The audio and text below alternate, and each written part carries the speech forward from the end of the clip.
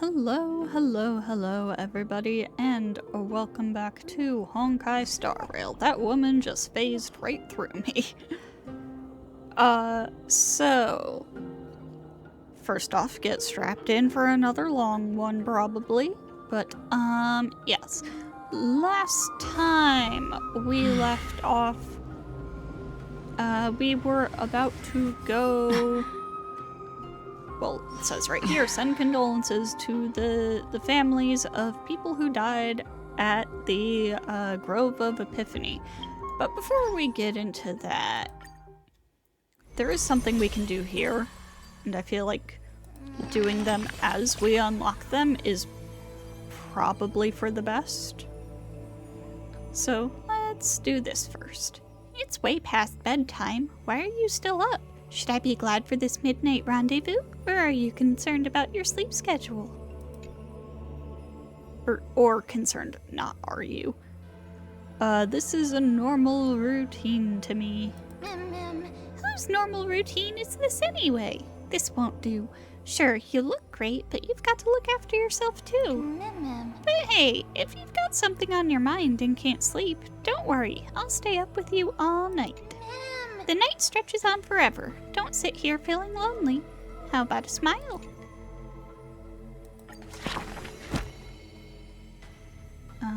Okay, so something here.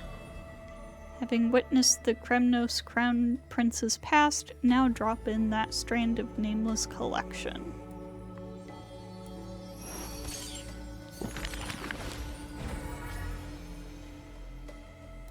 Okay.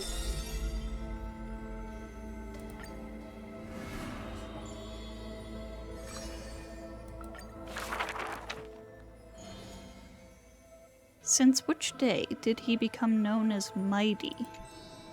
His strength rivals all lands, but the man pays it no heed.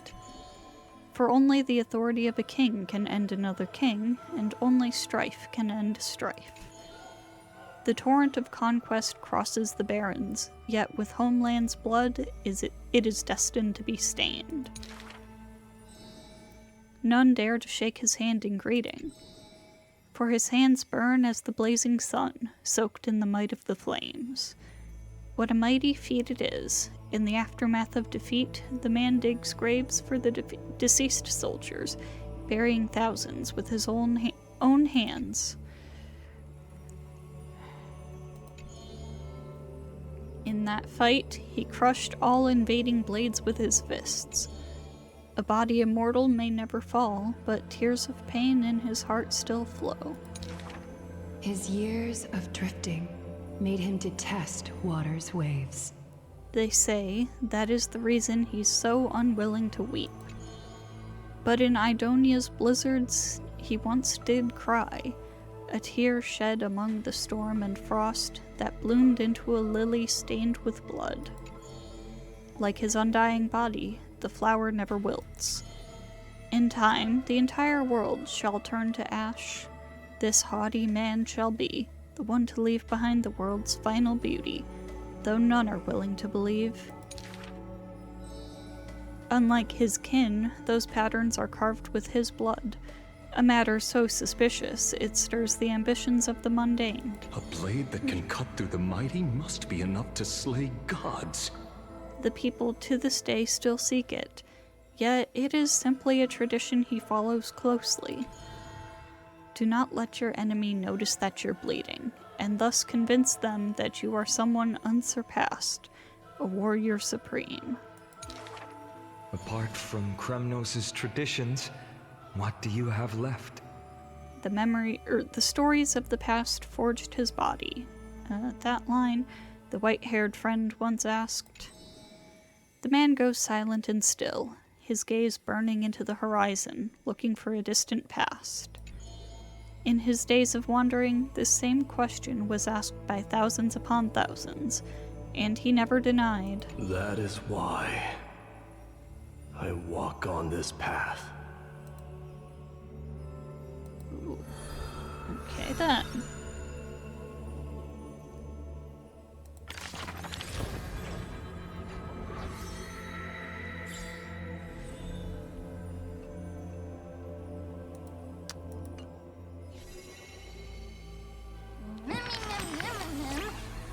Did you know that Akama is full of stories about Mydei? He's just bursting with tales. Are all princes like that? I'm really curious about the Curse of Immortality. Me too! It's really hard to imagine what an undying body is like. If his arm accidentally fell off, would it become an immortal arm? God, that sounds terrifying. I'm sorry. I made that up. It's not true. I heard someone say that his ability isn't immortality, but defying death. Even if he suffers a fatal wound, he can resist the call of Thanatos and force his way out of the realm of the dead. Now that's an unbelievable kind of power. Still, there really are way too many rumors about Mydei flying around. If they were all true, he wouldn't even have time to eat, would he? I wonder who's spreading all these stories. Sure, it's mysterious, don't you think?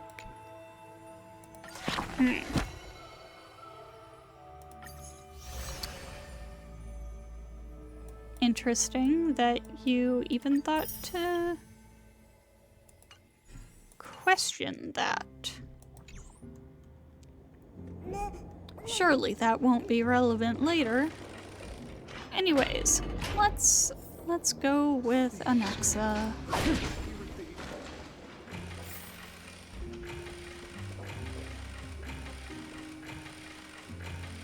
Bro, why does this door take so long to open?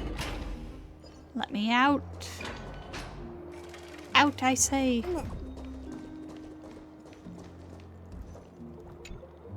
Oh, hello, young ones. Is there anything I can help you with? Are you the father of Keinani and Artakama? That is not at all how I pronounced that name before. Ah, yes. Did my daughters cause trouble at school again? Alas, forgive this old brain of mine. Both of my daughters graduated long ago, and they are now scholars at the Grove. As I get older, memories from years past tend to blend together. What's the matter, young one? Why so quiet? Did my daughters really get into some trouble? If they refuse to apologize, just let me know. Their old dad can still talk some sense into them. About What should we do? I really can't tell him. Don't ask me. I'm getting all teary-eyed as well. Mr. Fabio. The Black Tide took Keinani and Artakama. What? They fought until their last breath against the Black Tide to defend the Grove. As the Chrysos Heirs stationed at the Grove, I failed to protect them. Mr. Fabio, if you're upset... Don't put it that way. Even if my Artakama wasn't one of the Chrysos Heirs mentioned in the prophecy, she was still a heroine, wasn't she? Yeah. She did her best.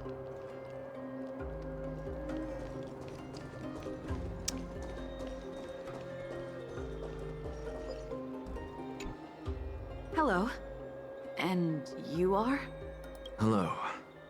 If I'm not mistaken, you are Kallinicus's wife, right? Yes.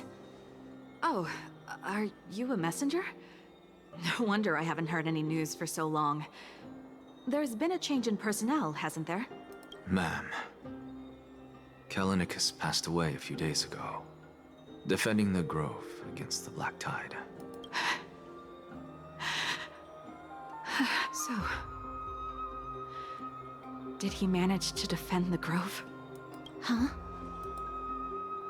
This is the first thing you ask after hearing of his passing? Yes. He managed to protect Xerxes' core flame at the cost of his life. I see.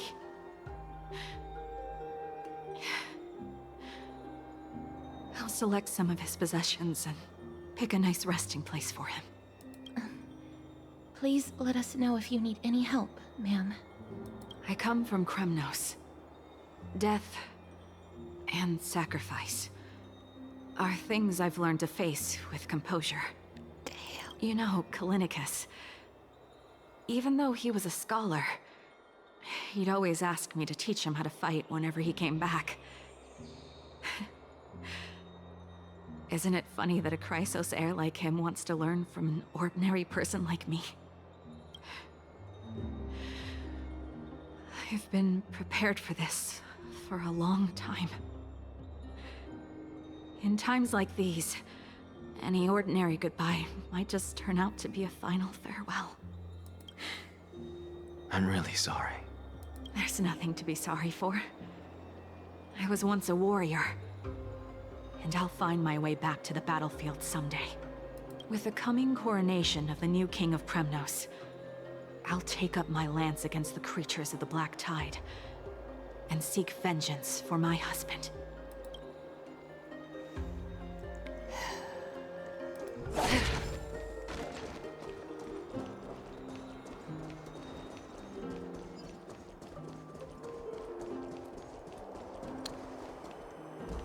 What's Dad talking about? What's wrong? I'm busy. There's a lot going on in the city, and I've got my hands full.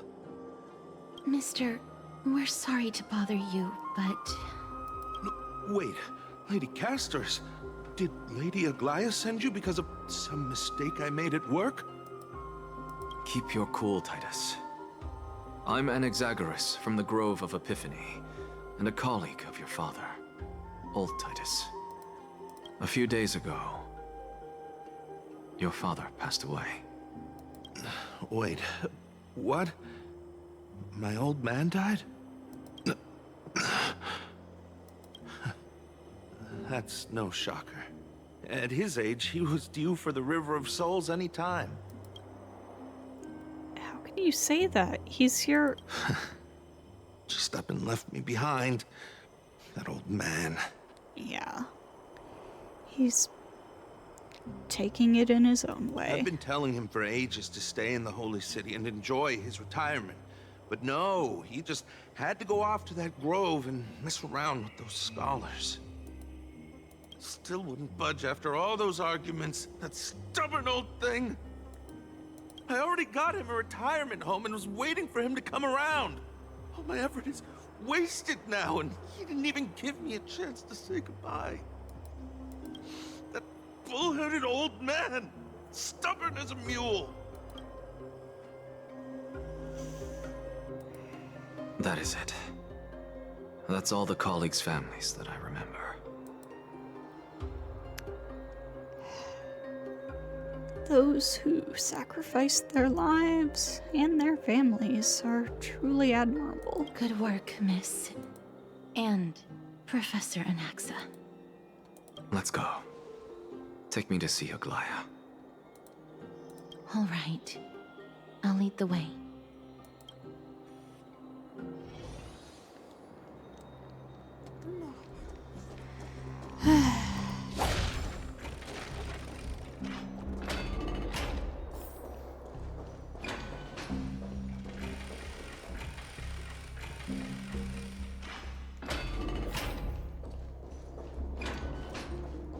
Messed up. Let's go back for another soak. All of this is all messed up. Ha! I'm even taller than Keppel here!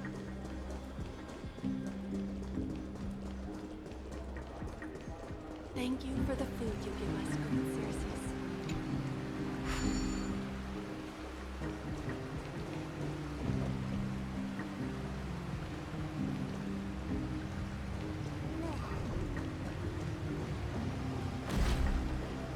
Come on, let me on. Oh no, my tusk burr!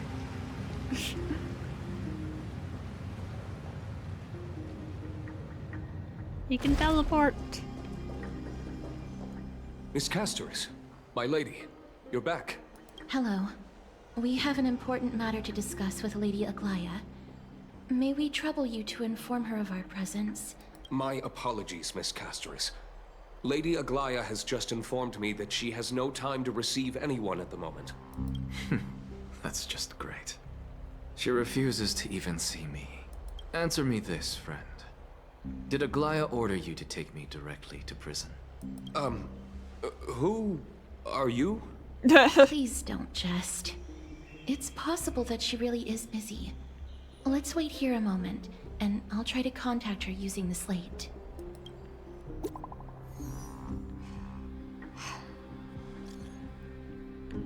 To the Trailblazer and company, of the Grove's circumstances we are now fully cognizant, and for thy most diligent efforts we harbor the deepest gratitude. Indeed, no words could adequately convey the depth of our appreciation.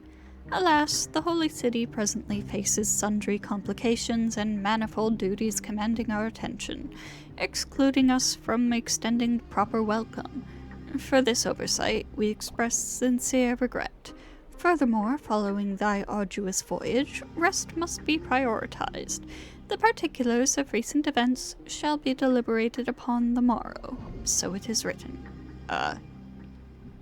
That's a very flowery way of saying that. You're writing literature? Why are you waxing poetic? That elegant style must be the garment maker's. Dear garment maker, please inform Lady Aglaya thus. Message received. We will take our rest today. We send her our regards. Very well. It's fortunate we don't have to confront that woman while I'm hauling around this sick body. Castoris, and this friend I haven't gotten the chance to know, I'll take my leave for today. That Titan made a myriad of adjustments on their own. My head still aches from that. I don't want to stay a second longer in this noisy city if I can. Please be careful. Akama isn't the Grove. This place is covered by her golden threads. I know. That woman is extremely confident I won't escape her grasp. Don't worry. As I said before, I'll mind my behavior. Miss, so many unexpected things happened on our journey to the Grove.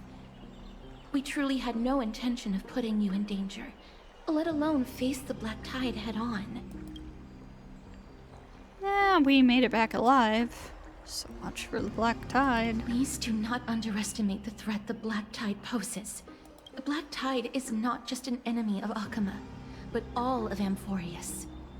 Even back when the forces of Strife coveted the Holy City, their warriors still undeniably halted the Black Tide outside Castrum Krymnos. Nigador's core flame now sits vacant, and the Black Tide has returned. The Grove is an academic city with the best understanding of the Black Tide. It shouldn't have fallen so easily, and yet it was taken overnight, leaving the city in blood and tears, haunted by the spirits of departed heroes. The trial of Strife is imminent. I pray Mydei will be able to steel his resolve soon. And that black-robed sword master, yeah, what's the deal with him? Tribbie once traveled across thousands of cities in Amphorius to repel the Black Tide. But even they have no recollection of this powerful enemy in all their journeys. Perhaps the fall of Strife has triggered even more terrifying events in unseen places. As for me, I detected a strong stench of death from that entity. But it wasn't because it had a connection with Thanatos.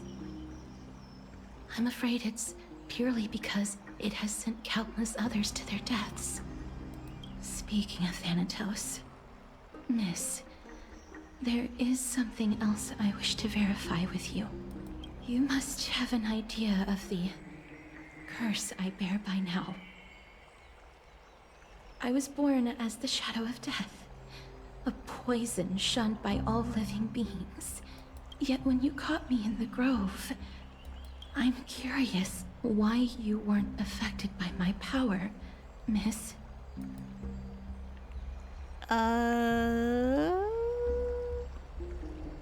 Good question. I had totally forgotten about that until you brought it up.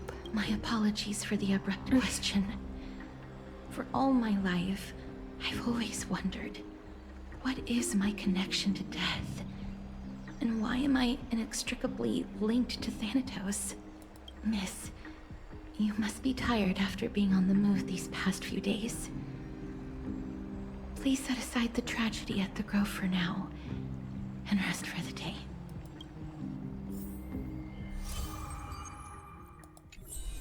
And another one. Castris is right. I should get some rest.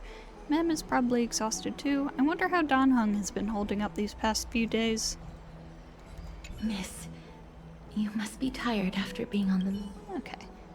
Well... we've got another new thing here, so let's do that real quick.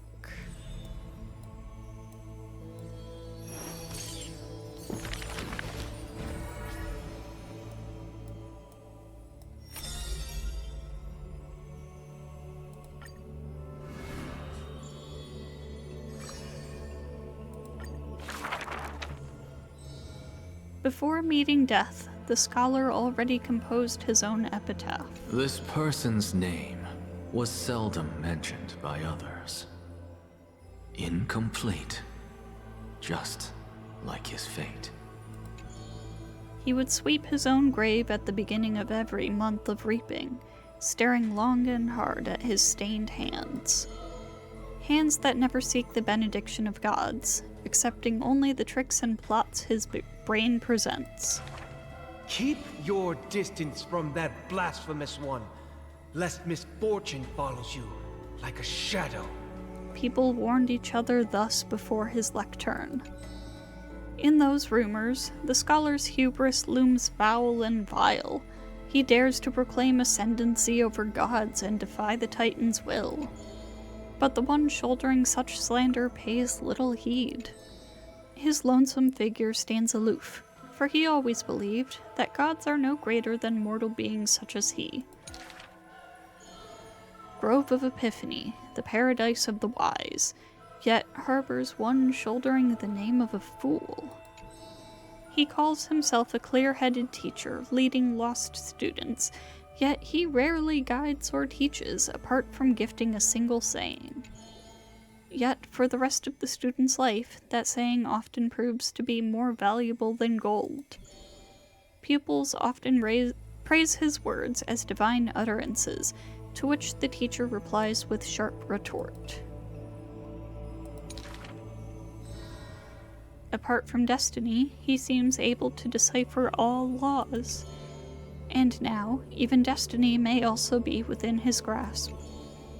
It was not so in the beginning, as he silently recalls the past under leafy shade. Faced with a god's edict, even I cannot resist. With no guidance given, he reaches enlightenment for the first time. Yet, I sincerely believe this is not to be my destiny. That became the cause of the blasphemy. Miracles are the most conceited actions of gods. They are God's denial of humanity via might. Magic tricks are the most articulate rebuttal. They are humanity's imitation of godhood via intellect. He habitually describes the feats of mankind as magic tricks, proving that the enlightened can step beyond the boundaries of reason. But magic tricks cannot afford to fail, even after 1,000,000 times, and for that, the blasphemous co-conspires with a god. Using the final trick, they wish to create a miracle to end all miracles. Ooh.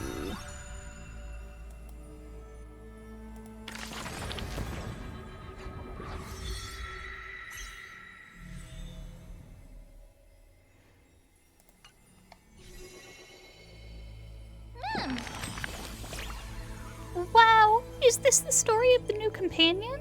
That one who looks like a scholar of some kind? magical boy. I have no idea what that means, but you're trying to make me laugh, right? It's magical boy. I'll just play along. Oh, right. I just remembered. That one is a magician. On the topic of the flame chase journey, he always seemed opposed. Perhaps because he didn't believe in the prophecy. Everything in this world is false except me. Time for a quiz. What do you think is the relationship between Anaxa and us?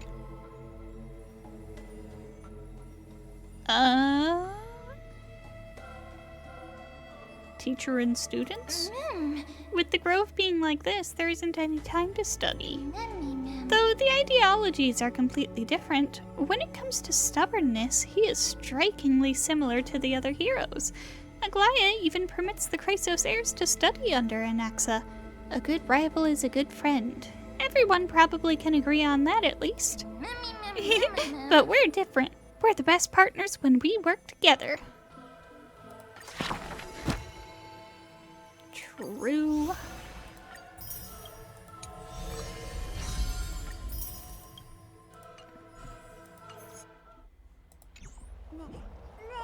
Alright, so that's the only one we're getting in this patch, is Anaxa's.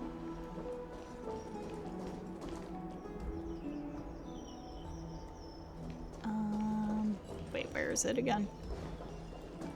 It's down. Alright, yeah. Let's go check in on Don Hung.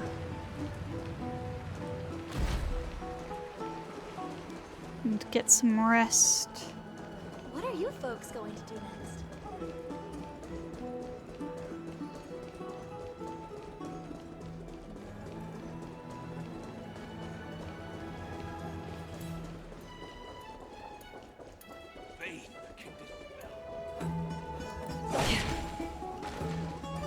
Have you heard? Seems like all the rooms. I'd love to go in and take a look.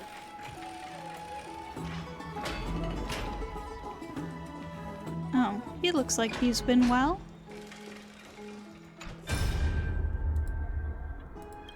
Aha. Nice.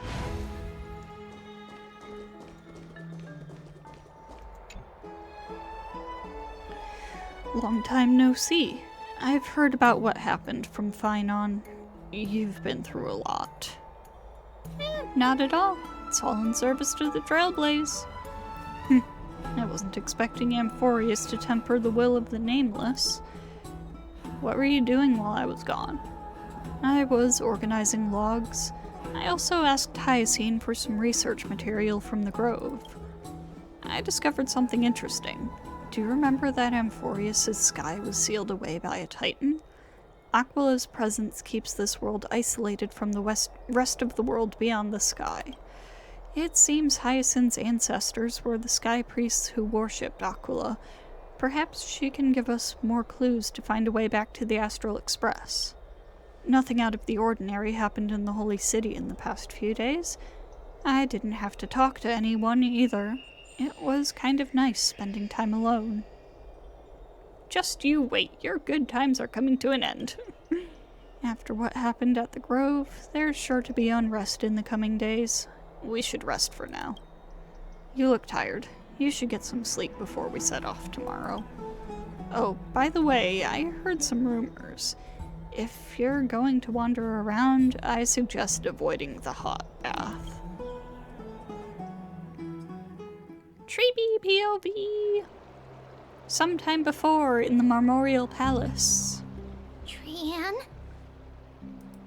Oh, right. What's wrong? Is there trouble at the Grove? Yes, I sensed something. It was fleeting, but very strong.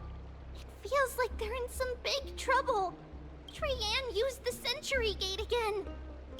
Can you see what's actually happening? No, it's fuzzy like always. But the enemy's aura has disappeared. Maybe they've moved to a safe place? Let's hope that it's just a false alarm. We should place our trust in her and Castra's teacher. They will keep Trianne safe. Peggy, you're talking like we're little kids. one day, Trianne will reach her limit, and Tribbie will take on the role of gatekeeper from her. We are all aware of that. I am just a little concerned about her state of mind. Trianne was already unable to speak, even in short sentences when they left. We want to say a proper goodbye at the very least. I will pray with you. Thanks. And Aggie, it looks like we will need you to come with us to the baths this time to unwind. It feels like neither of us have laughed for a long while. I'm so scared for Trianne, Time dude. to head out with the west wind! All right. I am so afraid for Trianne. Here's really hot and heavy. Has it always been like this? Is someone injured over there? What's going on? What happened here? Watch out! Watch out! For the Crumnoan! Crumnoan? This is their doing? Aggie, now's not the time to dwell on that. Let's help the injured people first. Excuse me! Coming through! Oh, you two are here as well. That's a relief. Even the Twilight Courtyard is involved? What in the world happened here? I actually just came to relax. But as soon as I got here, I saw all these people lying on the ground. I've examined them, and they don't seem to be seriously ill. It feels like they've just spent too much time in the hot water. Multiple individuals fainting simultaneously from the hot pool steam? Where is the manager of the baths? He disappeared, and no one knows where he's gone to. Some people have been saying that the Cremnoans are behind this. Lady Aglaya, what do you think about this? Let these people rest. The two of you, please come with me. Have you thought of something, Aggie? Yes. While their intentions elude me, it's time to bring this farce to a close. You think this is some kind of political stunt? By the council? This is all you can do, huh? Or... Pitiable deliverer.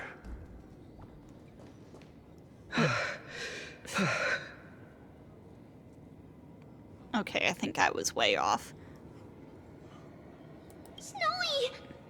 Even Snowy! The culprit. I think I see what happened here. These two idiots decided to have a contest. The culprit is Mydei. Oh.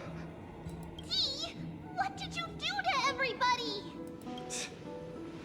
It's just another duel where I claimed victory.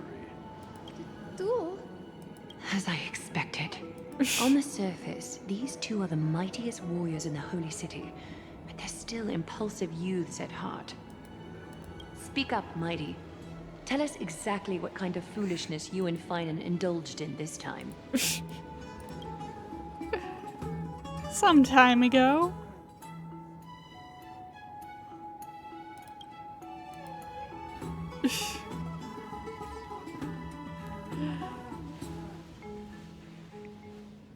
I could just, they were seeing who could withstand the hottest water. I just know it.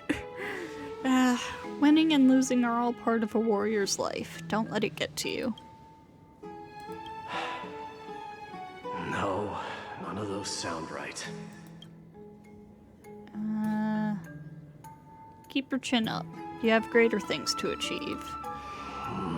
Forget it. I see you still alive and kicking, Deliverer. Am I seeing things? Is the magnificent Deliverer finally deigning to step outside? God. What kind of response is that? Nothing. I was just imitating your usual response. You seem to be in a bad mood. I don't feel anything special from you. Have you passed the demigod trial? The ritual hasn't reopened yet. In case you forgot, it hasn't been that long since I pulled you out of the trial. I didn't forget. Then, you're welcome. In twilight's last gleam, Akama stands bold. Her walls sturdy, tales untold. Dreaming of her fruitful gardens, pilgrims arrive from distant lands. Figs and olives, so grand. Yet little do they know that they will step into flames, fuel to the fire, a burning brand. What are you playing at this time? I just felt like reciting a few lines of poetry. Surely the Crown Prince of Kremnos knows how to appreciate poetry, right? Kremnoans steer clear of such weak literature.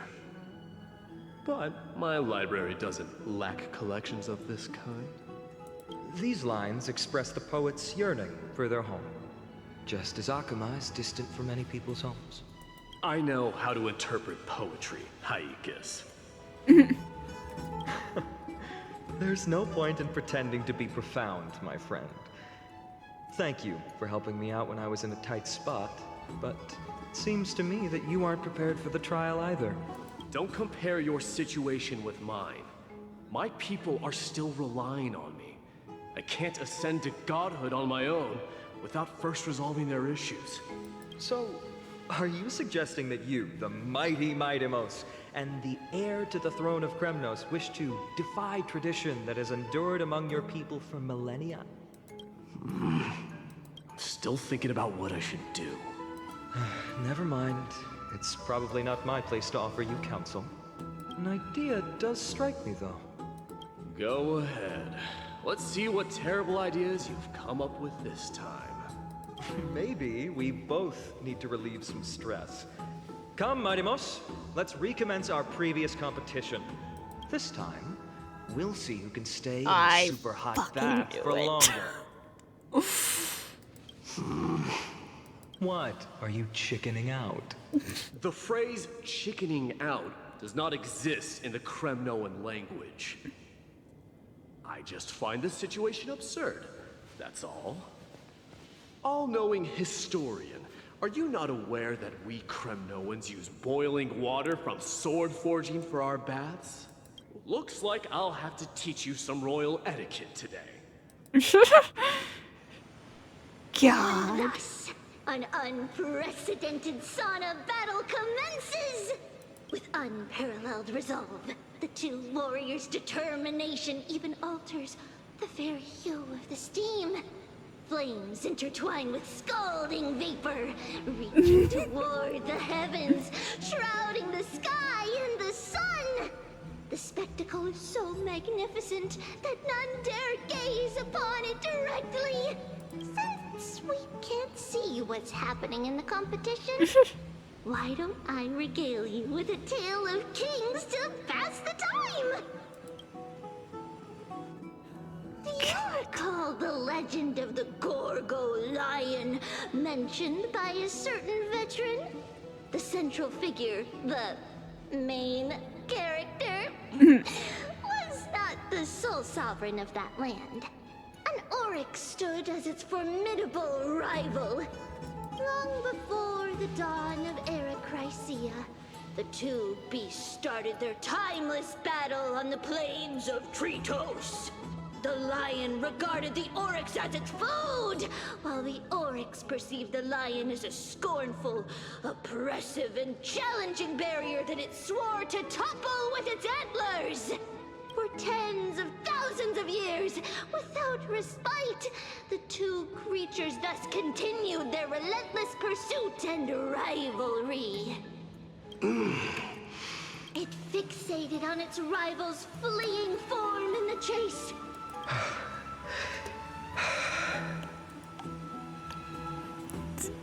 Do you two need some privacy? It set its sights on the other's neck, nearly within reach. It was stuck in a corner. They did this on purpose. It had nowhere to escape. On the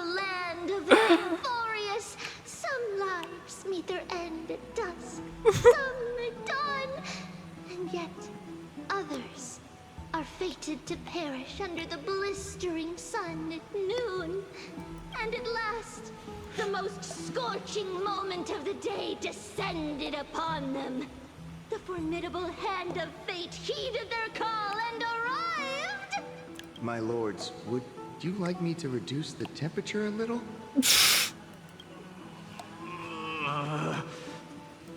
What? You're chickening out already? Get lost. Are you asking me to get lost, or...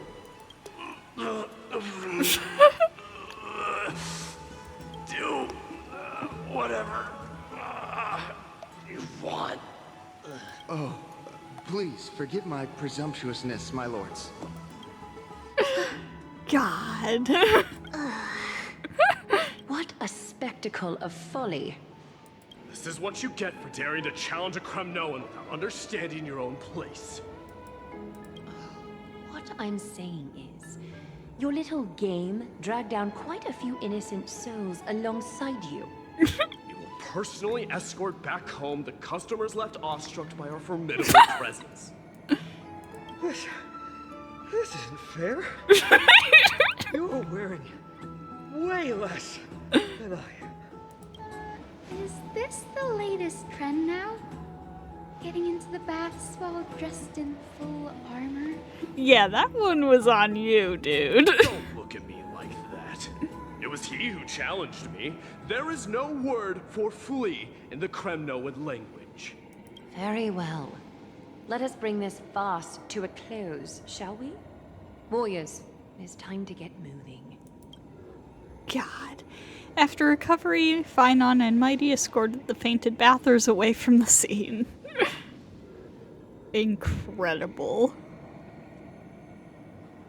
This time, Finon narrowly triumphed with a stunning 27-25 victory in terms of the number of trips safely escorted. The Flame Chase journey is destined to be a lengthy one, replete with obstacles. But thanks to those two, all the gloom has vanished into thin air. Oh, we just had quite the commotion. It's not every day we find the Marmoreal Palace this serene.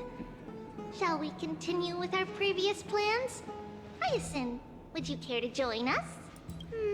Such an empty bath is indeed a rare sight. I was looking forward to unwinding after work. I'd be delighted to accept your invitation, Lady Tribbie. How about we go to the biggest bath?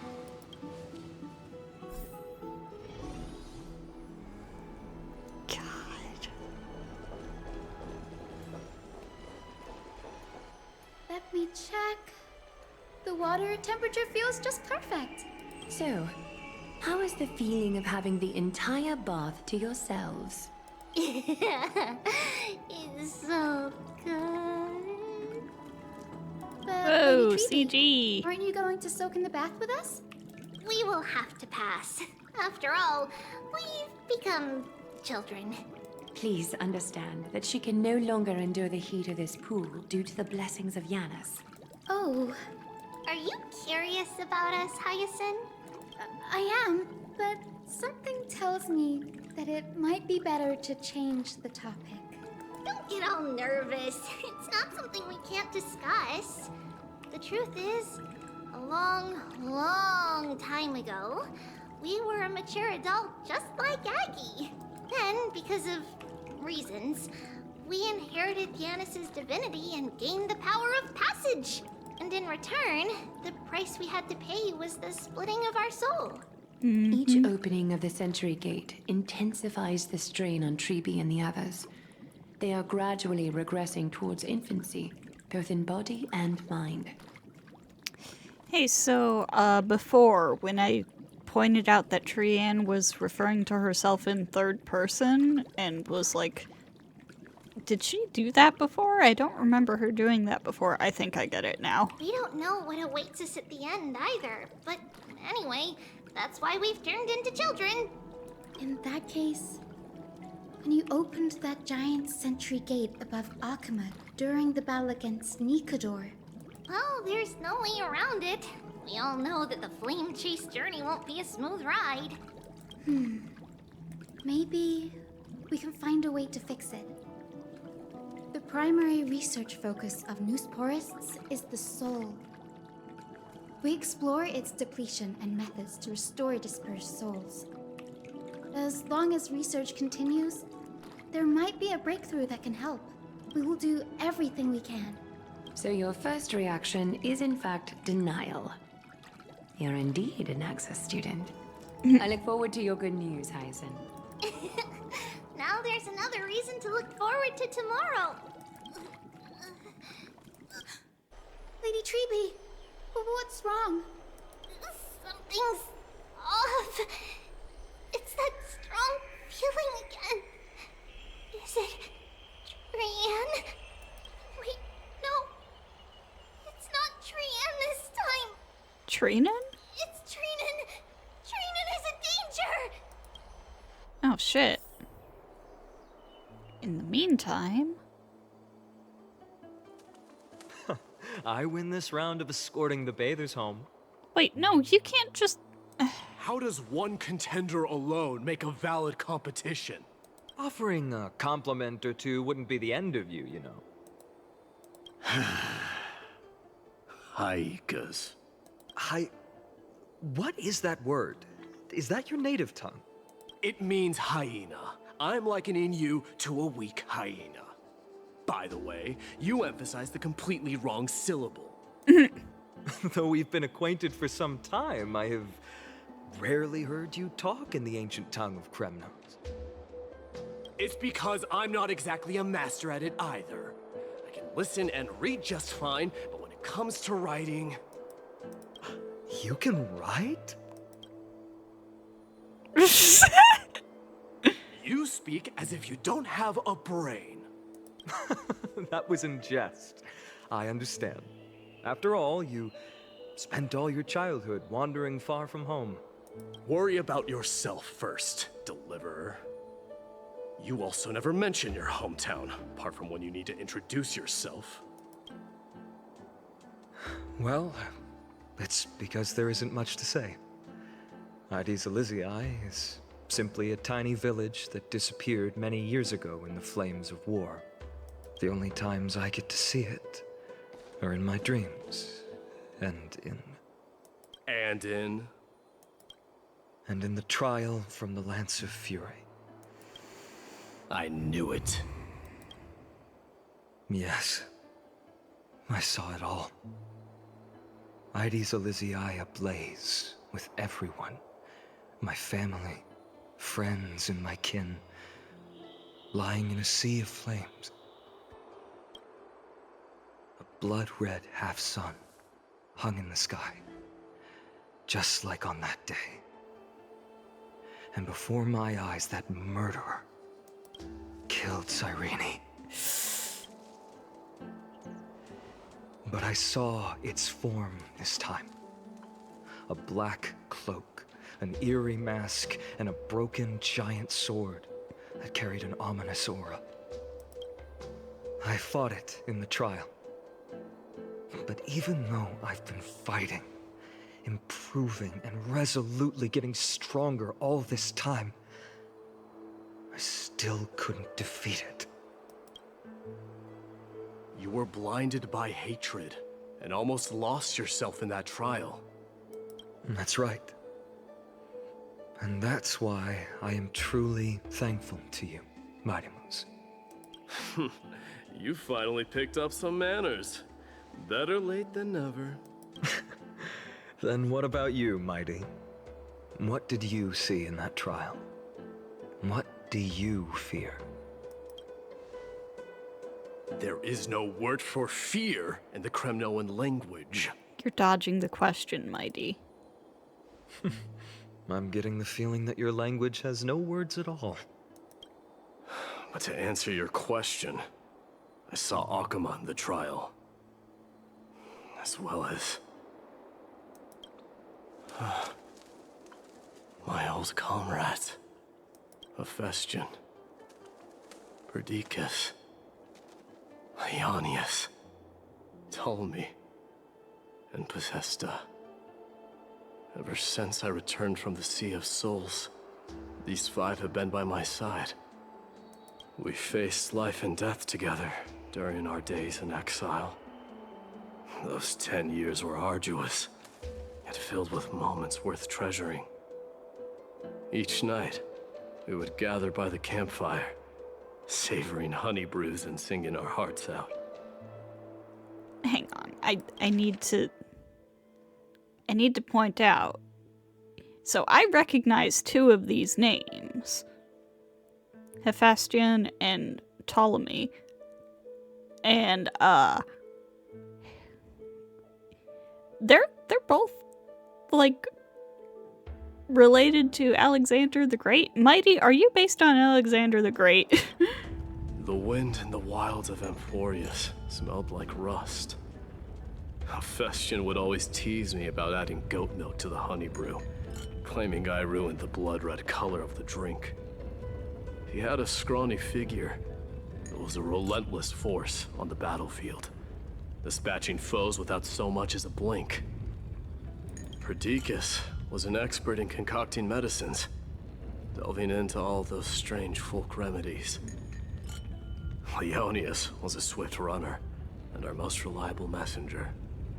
Ptolemy was a real bookworm, always spouting off in chapters and verses. When we left Kremnos, he made off with a stack of ancient tomes from the Grand Library. Not like it mattered, as my family owns the library. And then there was Possesta. He was the silent type, but a truly masterful musician.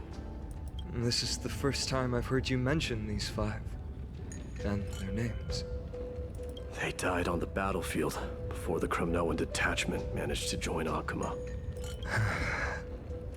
Perdiccas was the first to go. He was shot in the stomach by a poisonous arrow from the people of Ladon in the 2nd month of cultivation. In the end, his remedies mended all but himself. Mydei, do not mourn. I have achieved honor by bestowing a noble death upon the enemy. Leonius died in the 5th winter. Idonia's snowstorm lasted 3 full months. On the night of the fiercest storm, our foes launched their assault. Idonia. Is that the city Castorus used to live in? Yes. Those zealots were as fearless as Kremnoans in the face of death, but they lacked respect for honor. They cornered us in a bottomless swamp. Leonius covered for our retreat. They cut his legs off. He vanished into the mire of a foreign land, his body never to be recovered. Damn. This is perfect.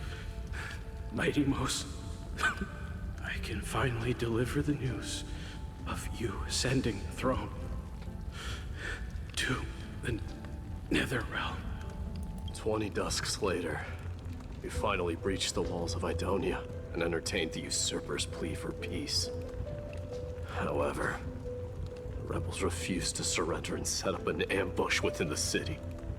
Ptolemy and his cavalry met their end before they could even relish our triumph. Those obelisks that collapsed after being set on fire became their final resting place. Mydei, please tell my family. It was not cunning schemes that vanquished Ptolemy, but the immense weight of Amphorius' entire history. Then, it was Possesta. He lured the enemies into the city of Aenionis with his melodies, buying us invaluable time.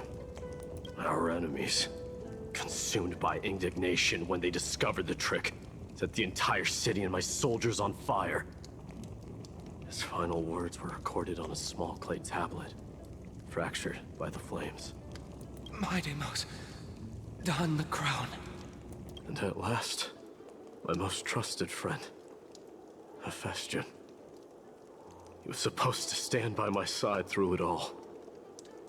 But a sudden relapse of his illness hit him on the eve of my duel against my father.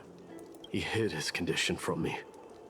By the time I returned victorious, he had but a breath left in him.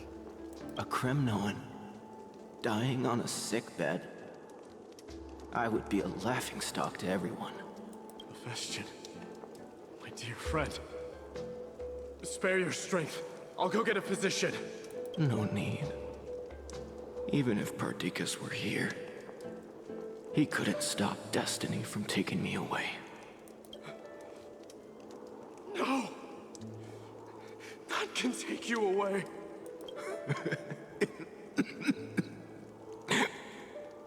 Mydei, our king, do not shed tears for me. It's not befitting of your status. Farewell, my dear friend. You must lead us back home. What a grave trial indeed. Now I understand why you see immortality as a defect, or even a curse. My father threw me into the Sea of Souls to break the wheel of karma. But little did he realize it would grant me an immortal body and summon a fated revenge on his head. Following his demise, I considered leading my people back to our homeland. Kremnos had already turned it into a wasteland. Only darkness and insanity thrived there. Against the dissent of many, Kratos included. I made the Kremnoan detachment stay in Akama. But I know that their glory will never be doused out. The instant of strife shall inevitably arrive. If you take over Nikedor, then you must begin the journey back to your homeland. So, you hesitate because you think leaving your people in the Holy City is a better choice? I don't know. But I have never been crowned. And those 5 were never endowed with any titles. None is aware of their glory. Your predicament is truly complicated. I don't know how I can give you any useful advice. Maybe you could seek counsel from more people, such as the Grand Craftsman. Cartonis' people seem to have been through comparable dilemmas. And that teacher of yours, Kratos? Dee, we've got a big problem! Big problem! Lady Tribbie, what's making you so flustered? Hurry up and go save Trinan! She got abducted by Kratos! Oh, you fucking asshole. Kratos! What's going on? Mydei. It seems I was the one who exposed my vulnerabilities first. Aglaya, I demand an explanation. This man abducted Trinan by force, and forced her to bring him to the vortex of Genesis. He then brazenly stepped into the trial of the Lance of Fury, and naturally failed. She telling the truth? Why did you do that? Because I don't want to wait anymore. Your hesitation made me desperate. If you want to run away from your destiny to become king, then keep running. Someone will eventually stand up and fill in the gap left by strife. Then they will lead our people home. Age has blinded you, teacher. Can't you see that I'm hesitating because of this very recklessness seared into your blood? Kratos, do you truly believe you're worthy of entering the trial? To blaspheme against the prophecy? Does the mission we Chrysos Heirs bear seem like child's play to you? Do you know how the Kremnoans see you, Aglaya? You're a hypocrite and a megalomaniac. The prophecy of Genesis and the Flame Chase journey are just excuses for you to seize power. Silence, Kratos. Do you even know what you're saying? Are you defending this woman, Mydei? How many wars did people start because of her? and her so-called prophecy. How many cities fell in the past millennium? Their people massacring each other. Even if this so-called Genesis really exists, will there be a place for the Kremnoans in that new world?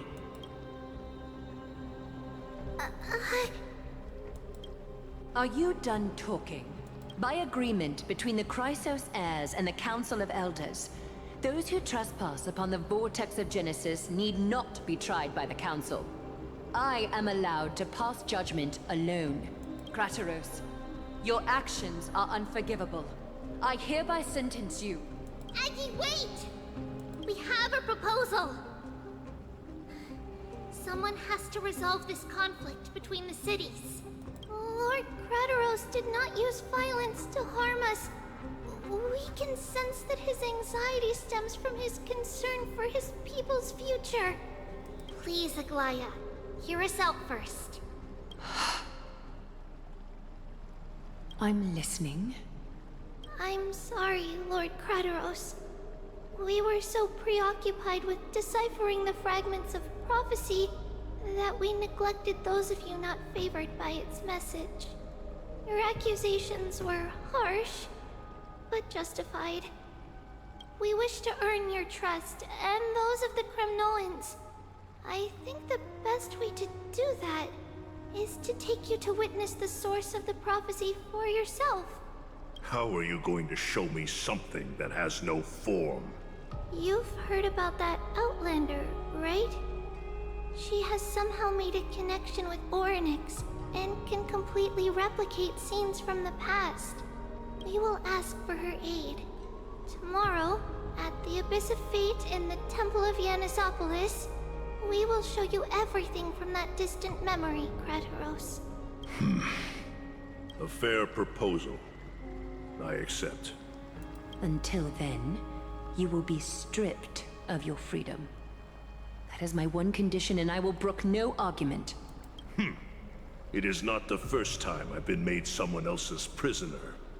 Do as you please, demigod. Teacher, why did you do this? Forgive me, young master. But I just cannot wait any longer. Ever since your father died, our people and I have been waiting for a day to revive Kremnos. We placed all of our hopes in you, but never received an answer. This obsession for returning home has become a sickness for our people. Wise as you are, I refuse to believe that you can't see the truth.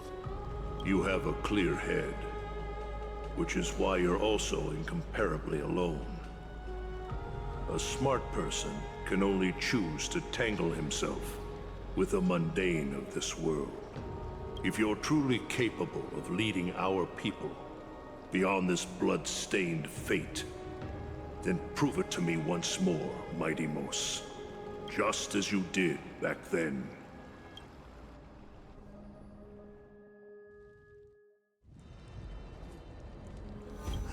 A fierce fighter. Oh. I did not expect such heroism from a feeble Acheman. Fulfill your duty as the victor, warrior, and tell me your name. I seek an honorable death from you. As if you have any honor! Listen closely. I am the leader of the Kremnoan detachment, Mydei. I'm here to finish you, father. It is you, the beast spurned by all. So you did defy death. The prophecy was true. You will bring an end to my Kremnoan dynasty. Defy? You're wrong. Death fears me. It's the reason I have this body of steel. As for you, you already stand at death's door, father. You were the one who threw me into the Sea of Souls. The one who tried in vain to enslave a Titan. And the one who desecrated the body of a god. Hykus! You're a weak king. So weak that even the lowliest hyena is a more noble existence than you. And now, fate's reckoning is upon you. Then swing your blade. Take my crown. Coronate yourself with an old king's blood and inherit it all. Become the new rightful king of Kremnos. No. I don't want the crown. Listen. If there's only one end for the kings of Kremnos, then the crown means nothing to me. All I want is your life. To avenge Mother and my comrades. But the walls of Kremnos will not fall with me. Do you truly think you can escape fate's grasp, my son? You and I, we're both the same. We feast on strife and fear. Now, kill me! The son of Gorgo is destined to be crowned in blood!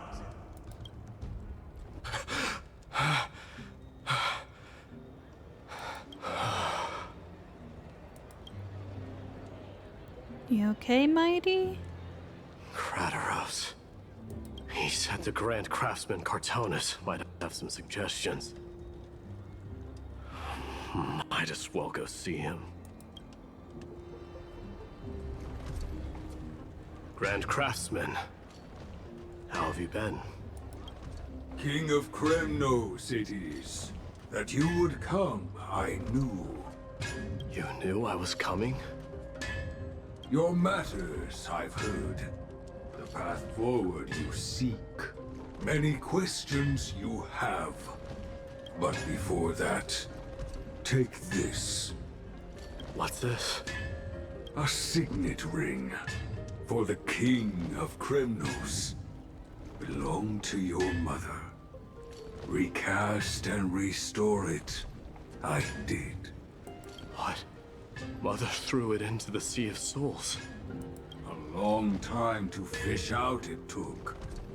Very fortunate we were. I can hardly imagine how much patience and courage it must have taken to find such a small signet ring in the Sea of Souls. I owe you one. Gratitude there is no need for. Repayment for saving me, this is. Questions you bring with you. Ask, now. Fate I've always denied has finally caught up to me. By all rights, I should accept Strife's authority. It would make everyone happy. The Chrysos Heirs, the Council of Elders, the Kremnoans. Even the bards who will write it all into song. Yet hesitate still you do. Hesitate, why do you, young king? Because of my people. Be they men, women, the elderly or children. The hearts of all Kremnoans yearn for home. They've all been waiting for this day. For the day their king returns. Children of Strife would then be able to go home and embrace the old traditions. Never mind that most of them have only ever been heard in these so-called traditions and song. They would then gather around their king and throw themselves into battle. This is not a good thing, you believe. The Kremnoans have been trapped in a cycle of bloodshed for the past 1,000 years. They seek vengeance, start wars, become prosperous, and decline. How much innocent blood flowed into the River of Souls in all those years? How many needless sacrifices could we have avoided? If I accept that fate and become the totem of strife, that lead my people into repeating the same mistakes, then of course I would be terrified. I'd be terrified of becoming king. A different kind of Kremnoan you truly are.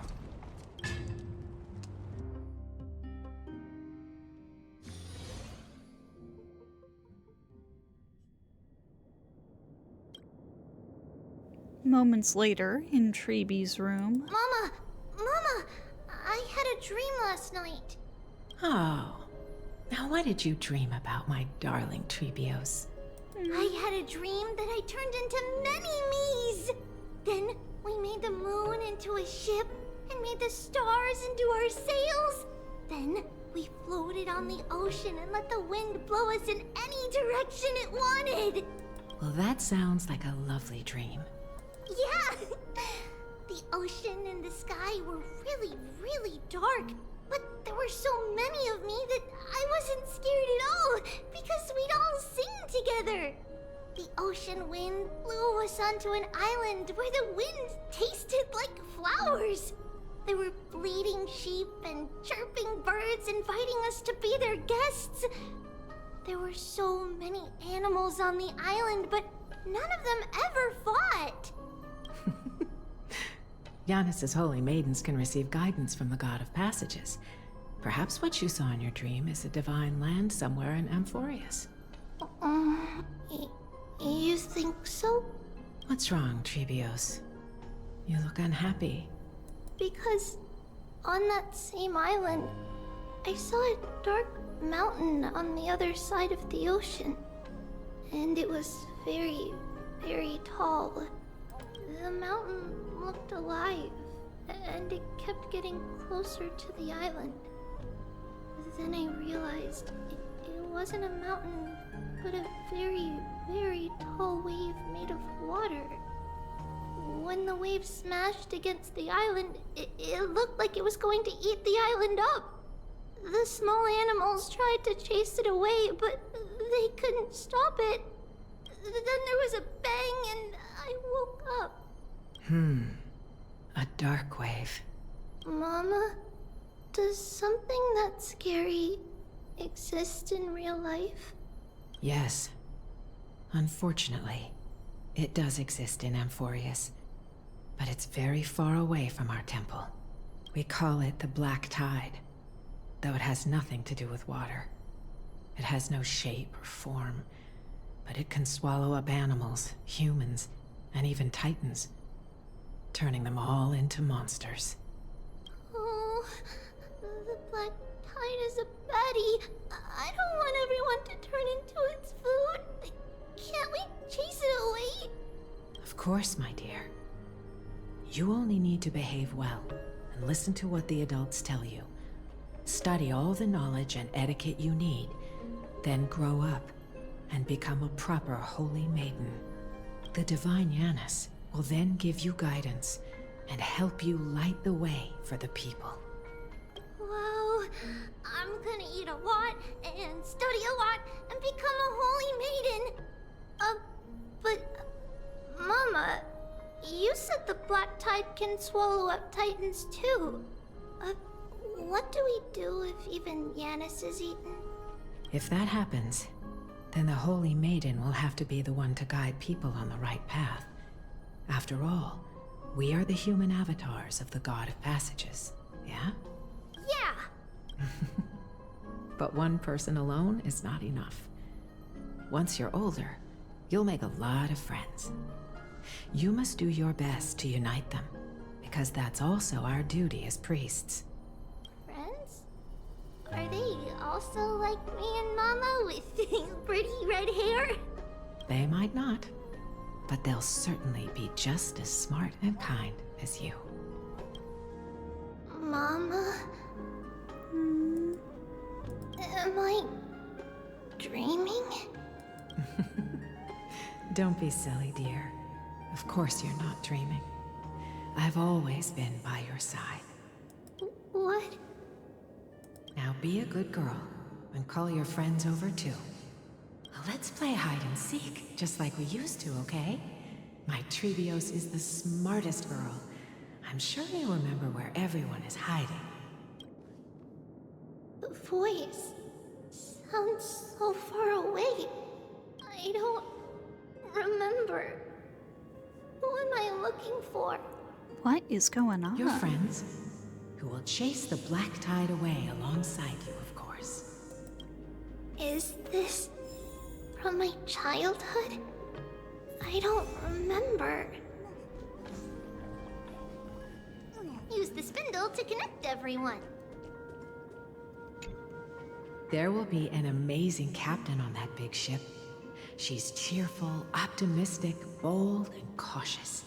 She'll be able to get everyone together. Wow, that's amazing! Can I be the captain? Of course you can. But you'll find someone else who's better for the job, my dear. I think that person lives in a beautiful temple that sits atop a hillside, covered in golden fig trees. There's a noble girl there who's very smart, but also very delicate. Just like Mama? Perhaps. But before we find the captain, the ship also needs someone who can navigate it. Who could that be? Let me think. I know! She's Tribbie! I named this doll after myself? I don't remember it all. Is this a dream or something that happened in the past?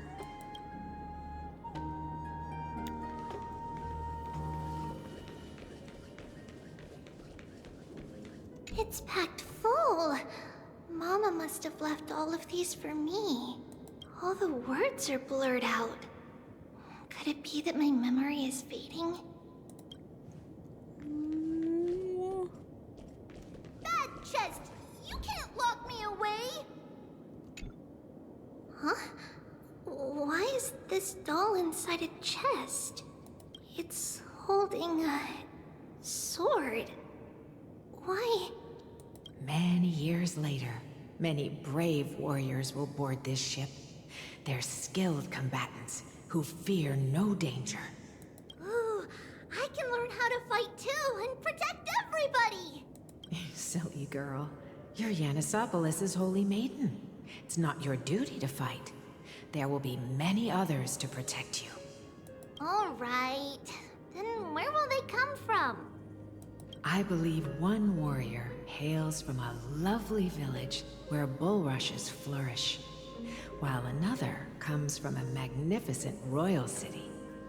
Though each has their own troubles, both are ready to lend their strength for the ship's long voyage. In that case, let Trianne fight by their side. This way, they'll always stay on course. How could I have known the name Trianne back then? Was it just a coincidence, or...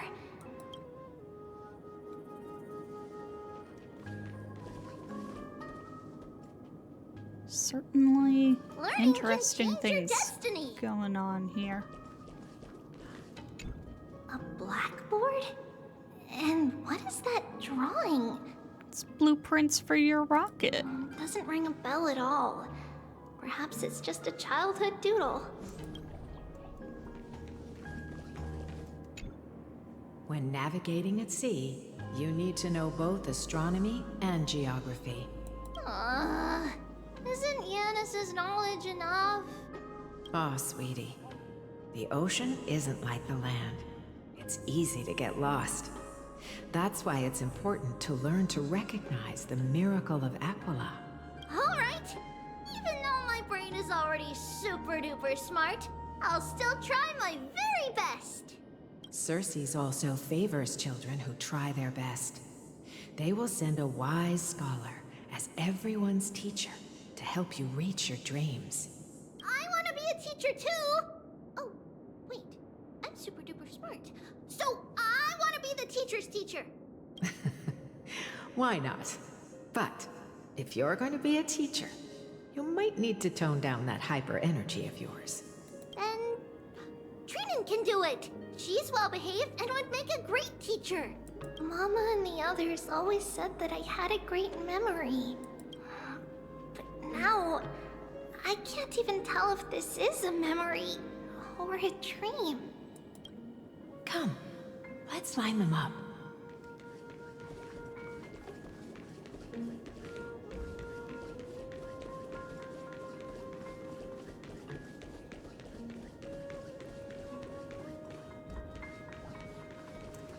just to sit here and listen to Mama tell stories. Oh, how I wish to see you again, Mama.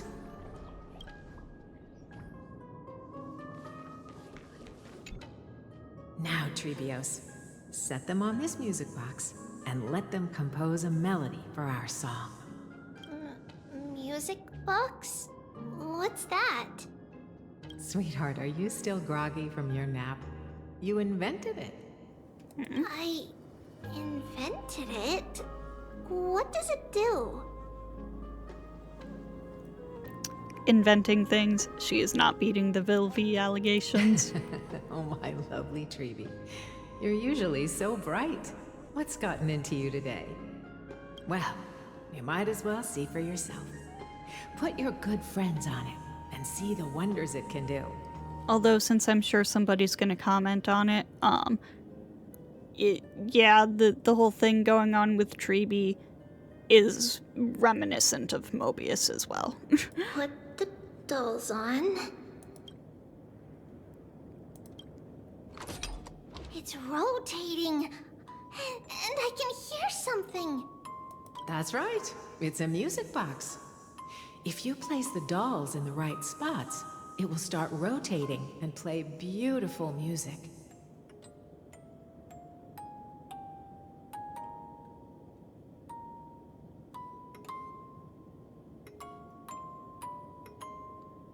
This sounds familiar, but I can't place it.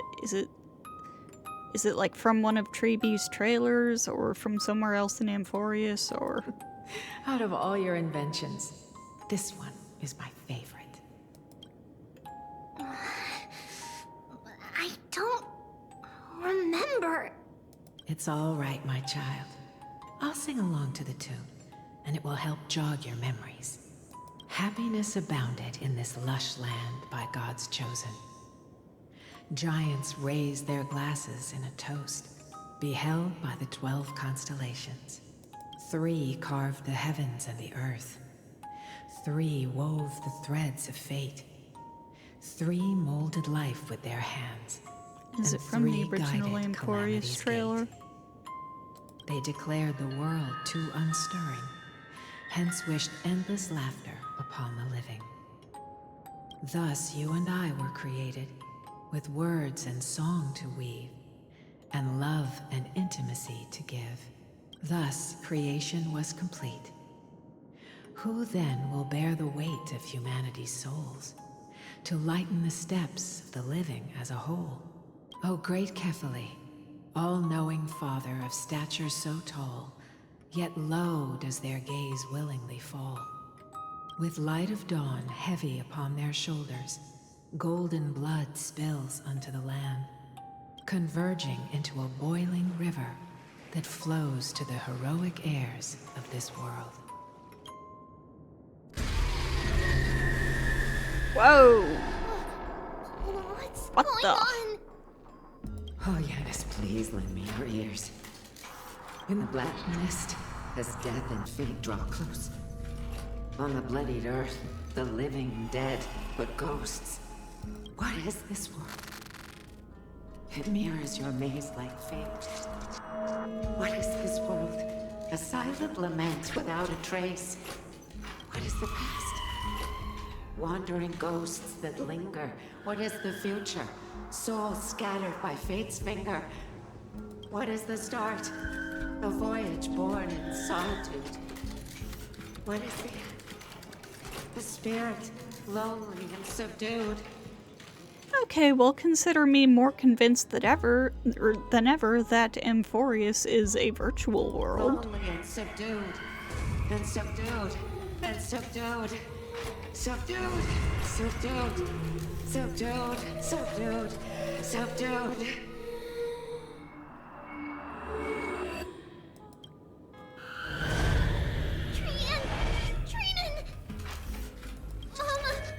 What's going on? Hurry! Run! Tribbios, run! The black tide has arrived! Where can I go?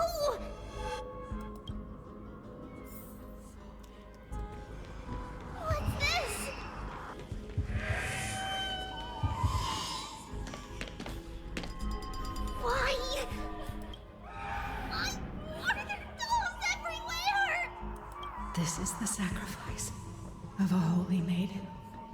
You won't make it to the end. Only one person can. I know! It's fine if we can't reach the end. Our minds are made up! Go. Bid your farewells, Tribbie. Time is running out. Mama, are you going to leave me? My sweet girl. I will never leave you.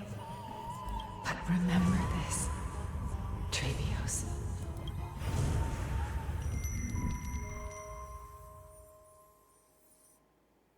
All shall bid farewell to one, and that person alone will witness the miracle. Really? Only one... Ma'am, please move from in front of the screen. Yes, only one shall live till the end, and they alone will witness Era Nova. Since your mind is made up, then traverse the black tide and dispel the fog for Amphorius. I shall see you tomorrow, my dearest Trebios.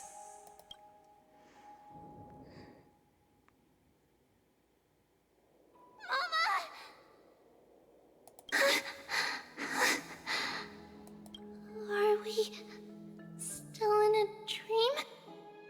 Did you have a nightmare? Maybe. But it's been a long time since we had any dreams. It's not yet the entry hour. You still have plenty of time to rest. No. Our heart is still racing. It must be that reckless Kremnoan soldier who startled Trinan. And you as well. If you want, I can pierce through his chest with the golden thread right now. Aggie, cut it out with the scary talk. I'm just kidding. If I were serious, I wouldn't have waited until now. Do you want to talk about the dream? Keeping it bottled up is not good for your health. We had a dream about Mama. The dream itself was nothing. It's just the timing that feels a bit unsettling. You mean... It's Trian.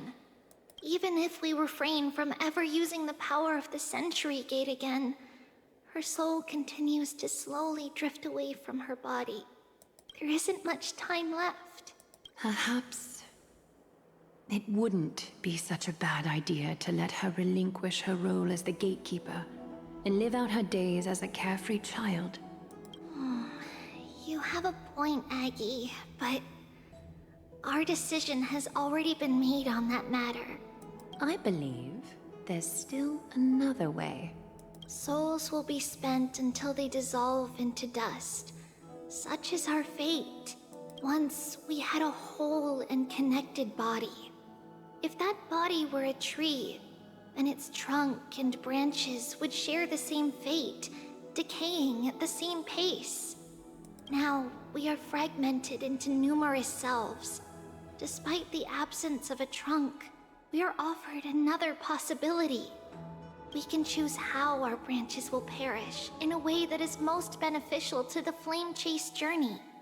Compared with saying farewell to one person, watching many fade away before me is even more sorrowful. But advancing is the destined end of Yanis's trial. There's no retreat in our path. Don't feel sad about saying goodbye to us. We have already agreed on this, right? It won't be long before I forget what sorrow tastes like. So, what would you like for breakfast, Aggie? What? Where did that come from?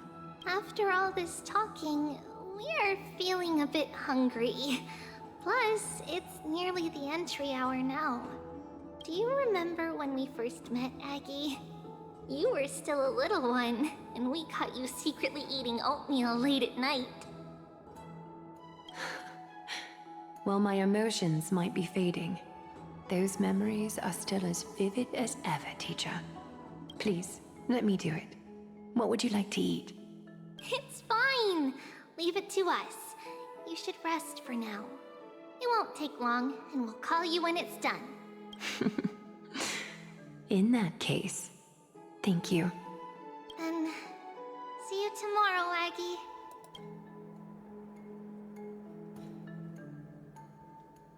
Nevertheless, that nightmare is ominous. Memories are slipping away, even the image of Mama. Just as expected, another trip must be made into the abyss of fate. Hopefully Orynyx will be willing to help us. At the same time, somewhere in Akama. Long time no see, Professor Anaxa. Who are you? It's been a while. I'm the one who once overthrew the entire classroom in that spiritual physics lecture. Oh, it's you. You don't sound very happy to see him. No way. Do you really still remember that, Professor? I remember that glib tongue of yours. What brings you here? Surely you're not here to reminisce. You could tell. Of course. You only beat around the bush when you have a hidden agenda. That's not true. I'm here to seek enlightenment, as always. Could you please teach me everything you know about the black-robed swordmaster? Rumors sure travel fast. Unfortunately, I too know nothing about it. I can only tell you that it is clad in a black robe and wields a greatsword. At least, it looks like a greatsword. It's shaped like a twisted half-sun, and a peculiar dagger resembling a crescent moon. Does he have, like, an alchemical formula or something tattooed on his arm? I think that's what that is. By the way, take this with you. I got it from the sneak attack. It's yours now. Oh, I was right. It is this thing. The one who torched Aedes Elysiae to the ground. And killed everyone. Don't try to be a hero. No one in Akama stands a chance against that thing right now. Is that what the Titan said as well? Not at first. But the god relented after having had a taste of its power. Even with the god possessing me, I couldn't fight against that blade. That incredible power doesn't seem to be granted by any Titan. Are you suggesting Indeed. It originates from beyond Amphorius? It's possible. Much like the Black Tide, no? Nonetheless, it's an enemy we must overcome. We? Drop the pipe dream, Phynon. No one wants to see you fall by their blade. His mere presence will endanger the Holy City and the Flame Chase. You know that I don't believe You don't believe in the so-called prophecy, I know. However, I'm here to seek your assistance, not at the request of Aglaya or Tribbie. I just want to eliminate a threat to the city I pledged to protect. That's all. The tragedy at the Grove must never happen again. Phynon, your Kazlana-isms are starting to show a little. Since you are sincerely seeking enlightenment, I suppose I can tell you one more thing.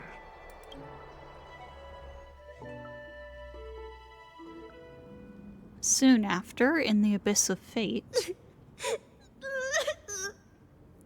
Trian? What's wrong, Trian? Nothing. Just remembering what happened at the Grove. The monster in the black cloak. So scary. Everyone in danger. Nightmare. I can't forget. Don't be scared. There are no bad guys here. Didn't you save everyone with the Century Gate, Trian? Trian, threw it away. Far, far away. It's never coming back. We got back safe from the grove because of you, Trian. You're the reason the flame chase journey can continue. Sorry. Trian feels a bit dizzy. Why are we here again? For the same thing, of course. Remember? Tomorrow we will reveal the prophecies past to everyone. First, we need to restore the memories that have been blurred by the fragmentation.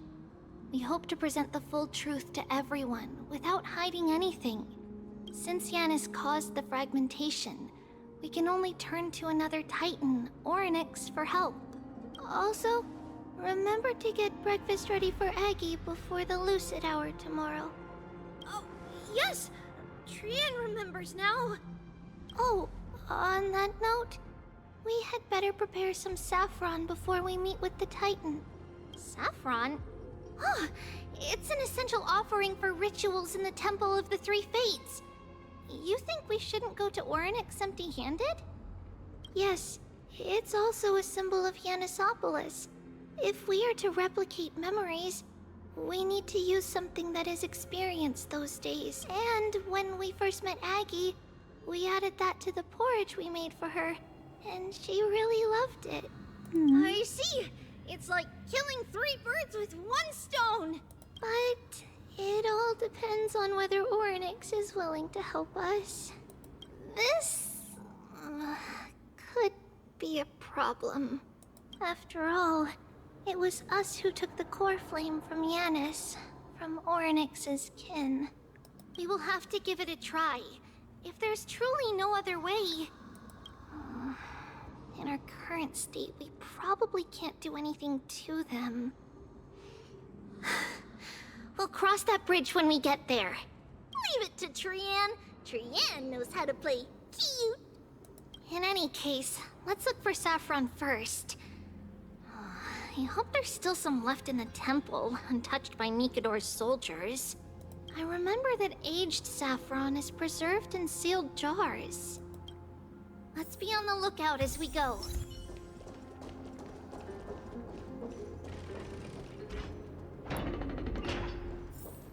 It's a dead end ahead. Turn back, teacher.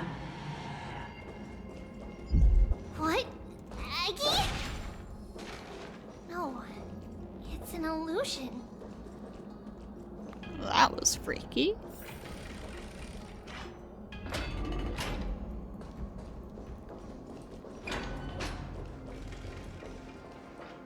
Wow, this room is huge. Trinan, did you? Yeah, I saw it. Was that a warning from Onyx? What are you two whispering about? Tribbie? Trinan? Trian can't even hear our own telecommunication. Well, never mind. Trian suddenly feels like this place is quite familiar. Oh, there's a whiff of safari in this room. It's right over there. Oh no. Over here! Follow Trian! Trian, slow down!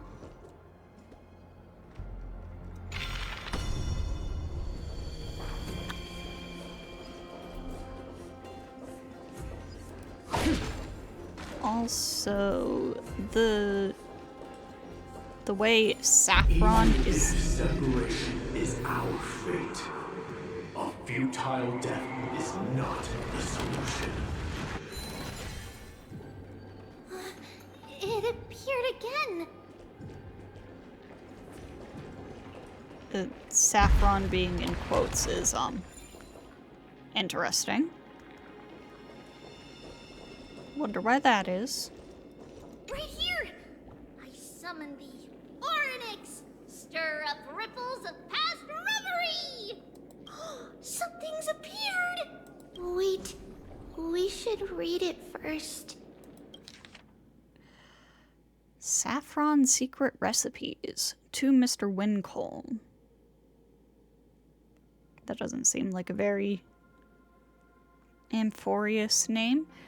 For many years, Yanisopoulos has relied on the rose myrtle to obtain the boon of the gods. We have spent 5 or 6 years now digging out its roots and cutting back its branches. Now this red tree is on the verge of collapse and has long since ceased to serve its purpose, yet it still seeks to spread out its canopy and eclipse Yanisopoulos from the glorious rays. We have a secret plan to fell this tree. We just need to wait for the ceremony to make a small move, and the rose myrtle will slip and fall into the abyss. Yanisopoulos is built on a mountainside. There are more than a few cases of people who have lost their footing in its history. As for the next sacred tree, we were planning on selecting another puppet. As for the rose myrtle's daughter, Tribbios, we'll call her Saffron for now. In my eyes, I think it would be fine to just find an excuse to off Saffron. However, Codex the Acolyte is extremely insistent on raising her to become the next sacred tree. She has undergone related education since she was a young girl, which would save a lot of work on our part. As for her identity as the daughter of Rose Myrtle, she is still young and has not yet grown wings. If we can just keep her grounded, the power of the Divine Oracle will remain tightly in our grasp. We both know that the saffron's most outstanding property is that it can be cooked in so many ways. Put in porridge, stewed, or fried. No matter how you cook it, this plant will always be a delicacy. Danalio. Wait, this is a letter? It mentions something about Saffron and Tribbios? Isn't that name... Never mind that for now. Why is this letter here? And how did Trian sense it? Could it be our lost memories? Is it possible that we were already noticed by Orynyx and entered their trial? But why haven't they said a word? Orynyx has the whims of a child. Perhaps they're toying with us on purpose. Come on, this isn't the right time to be playing games.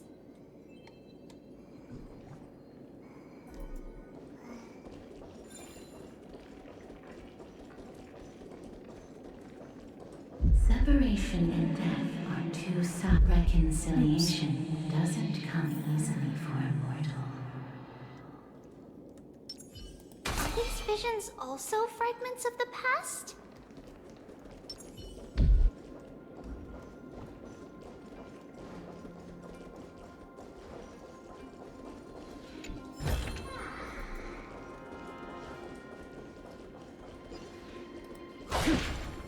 Tribbie! Trinan! Look what I found! Is this the safari? Coming! We'll take a look. But Trian, there's nothing in here. What? It was right in the stolium. Huh? There's really nothing here. That can't be! I swear I saw it! I swear! Trian is telling the truth. It was right there. Where did it go? Trinan, Tribbie, why aren't you saying anything? Trian can't seem to hear you at all. We were just lost in our thoughts. Don't worry, Trian. What you saw was likely, Yanis' hair. We must have startled it away. Okay. Could Orynyx be trying to make us falter? But why would they do that? Something feels off. Tribbie, don't you think this temple is a little too quiet? What do you mean? It might just be an illusion. But Trinan wonders, is Orynyx really putting us through a trial?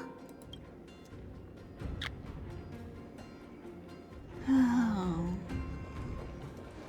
Somehow I get the sense that it's not gonna be that easy. Still no luck finding any safari. I suppose guess we can do without it. Let's try to convince Orynyx. At least they didn't toss us out straight away.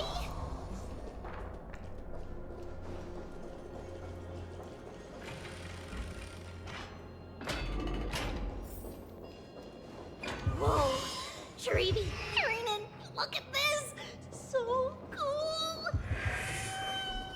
There are so many of us now! I don't know if cool is the word that I would use for that, Trian. Freaky, more like. Really quiet in here. Do all Titans live in dark places like this? Oh, those are Black Tide monsters. Those are Black Tide monsters.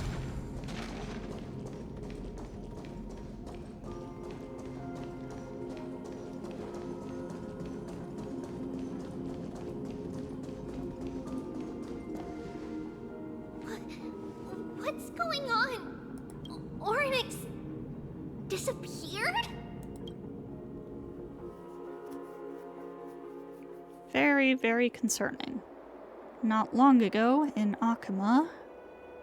Are you saying that the black-robed swordmaster is not just tied to the Black Tide, but is also hunting for core flames everywhere? This is the most plausible possibility. First, it has a vessel that can hold core flames. Second, I'm one of its targets. Let's start with the first premise. Its peculiar ceremonial blade can interact with a core flame, as evidenced by the pull I felt when it stabbed into my chest.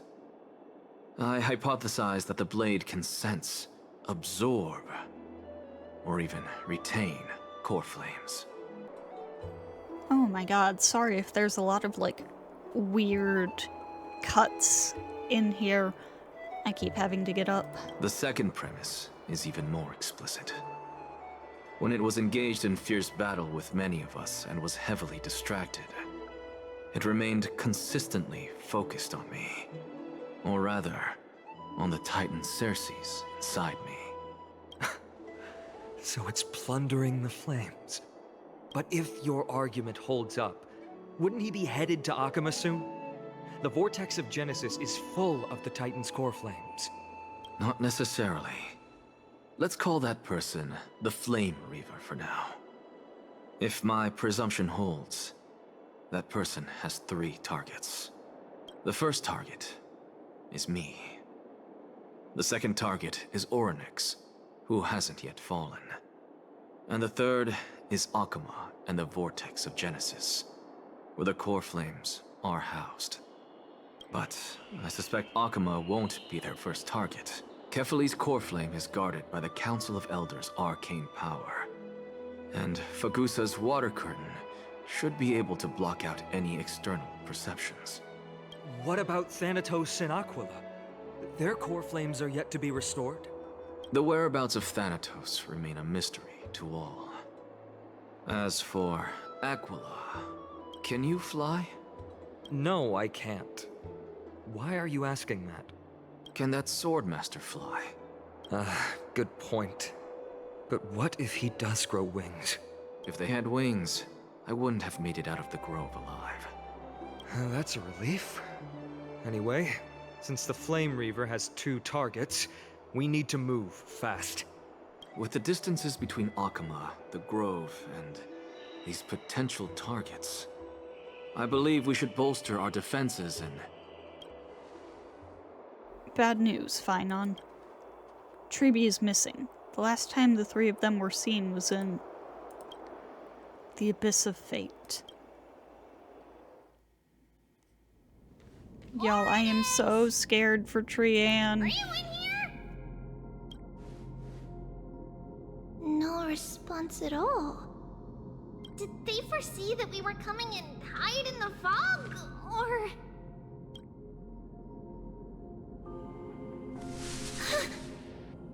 Tribbie, we should leave. This temple has other people in it. What?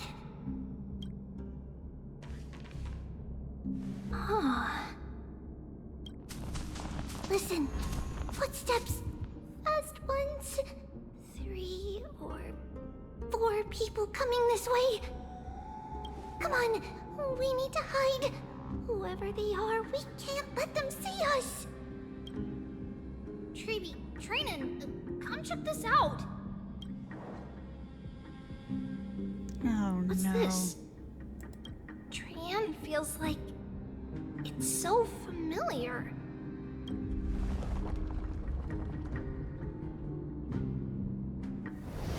Oh no.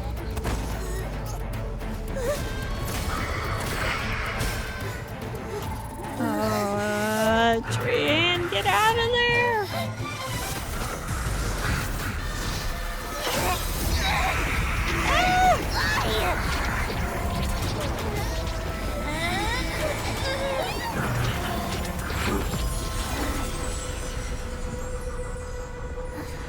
No! Oh no, it's the No! See you tomorrow.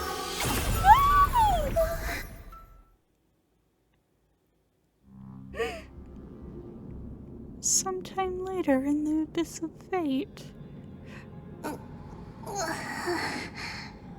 Trian.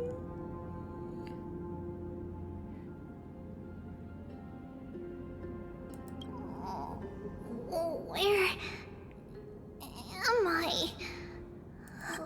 Little gray, snowy, and wait, where's Trian? Is she back?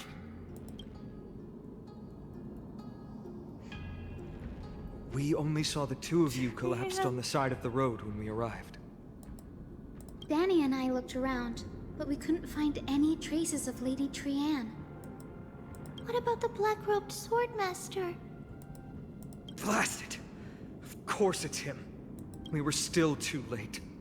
I fear something bad has happened to Orynyx's core flame. Then Lady Trian... She doesn't have much divine power left. We can barely sense anything. Trian, I have a bad feeling about this. That you're both safe is already a blessing. Everyone, we must take action now. We should split into two groups. One group will stay in the abyss and meet up with Aglaya's reinforcements, then search for Trian's whereabouts.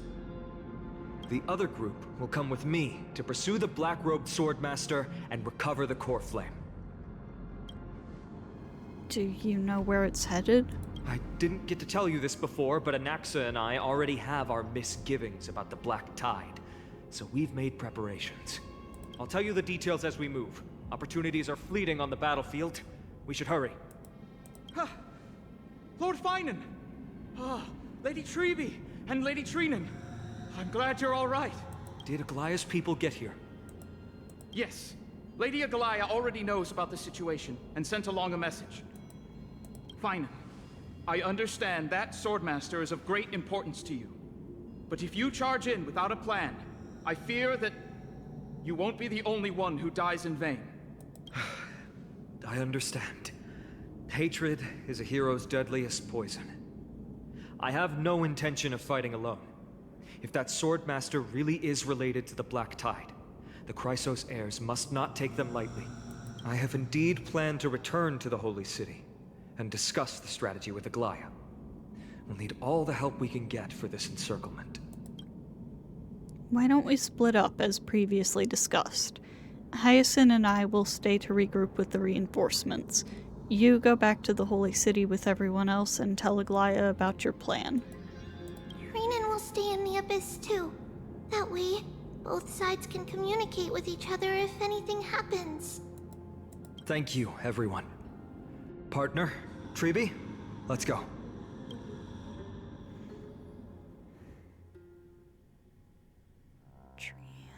We're back, Aglaya. You should have come to me first, Finan. Aggie, there's no need to scold Snowy. Akama is currently in grave danger. I know. It's beyond my imagination that the only two titans humankind can still rely on fell in such quick succession. I've never seen the golden thread pulled this taut, as if it could snap at any moment. Finan, tell us your plan. Time is of the essence. Finon recounts Anaxa's discovery. This being is not just hunting titans, but taking the core flames too? Yes, just like the Flame Chase journey is doing. Professor Anaxa thinks the Flame Reaver's arrival is likely a sign the Black Tide has spread further. Regardless of whether you're right, this being is still far more aggressive than we expected. But its madness is also an opportunity for us. If its goal is the core flame, then that means us humans can lure it into a trap. Anaxa had already left the Holy City with Cersei's core flame while we were on our way to the Abyss, so he can make preparations for the battlefield. Tell me, what makes you think this won't end with us losing another core flame? Because this time, the power from beyond the sky is also at our side. She is the key. Really? Are you sure I can do it? What makes you think I can help? We need your other companion, too. What makes you think I'm the key to all of this? Ma'am, Do you mean me? Wait, did she just, like, say that? No, wrong thing. Do you mean me? She sure did. I see.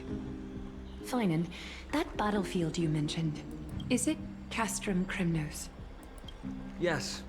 I'm sure everyone remembers the astonishing miracle our partner here performed with her companion during the battle with Nikador, and how they awakened Castrum Kremnos' past.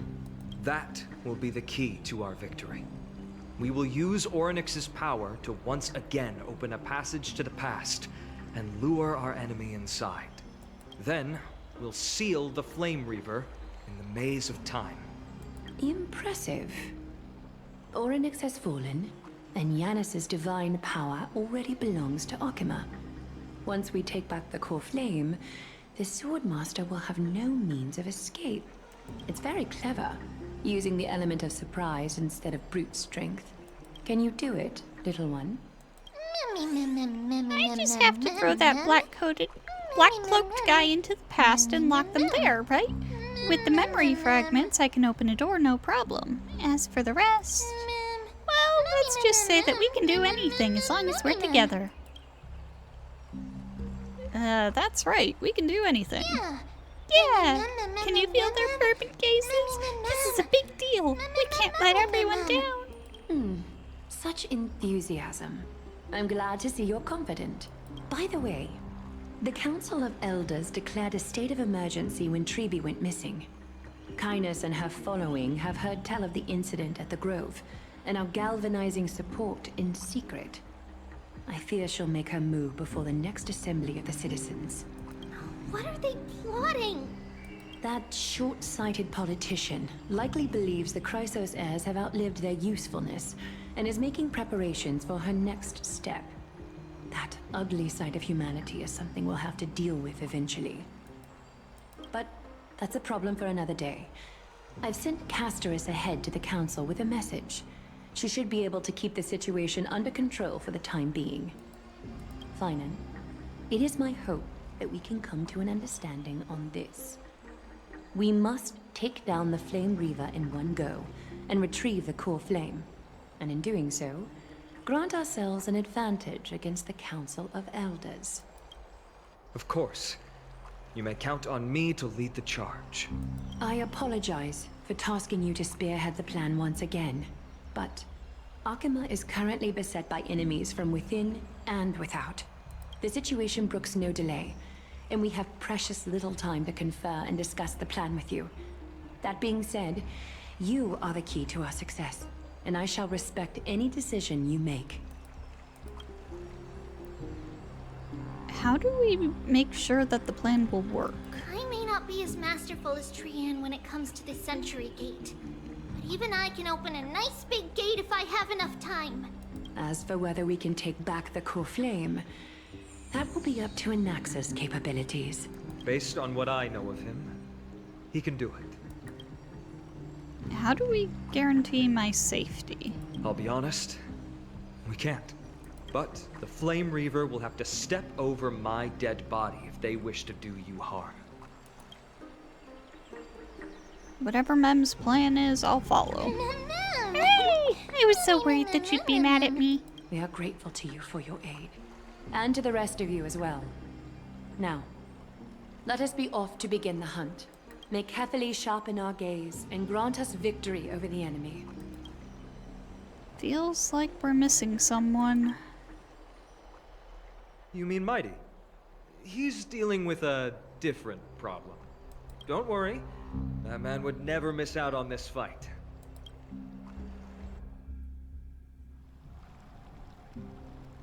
Vortex of Genesis, Akuma. Farewell, my dear friend. You must lead us back home. You and I, we're both the same. We feast on strife and fear. If you're truly capable of leading our people beyond this blood-stained fate, then prove it to me once more, Mighty Moss.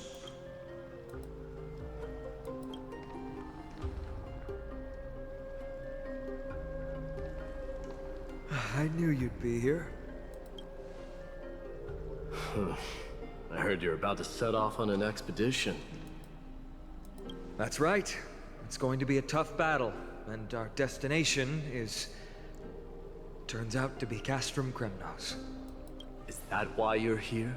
To pray to the dead Nikador? No, just the opposite. I'm here to tell you, you can entrust the front lines to us this time. You can't afford to lose your upcoming battle either.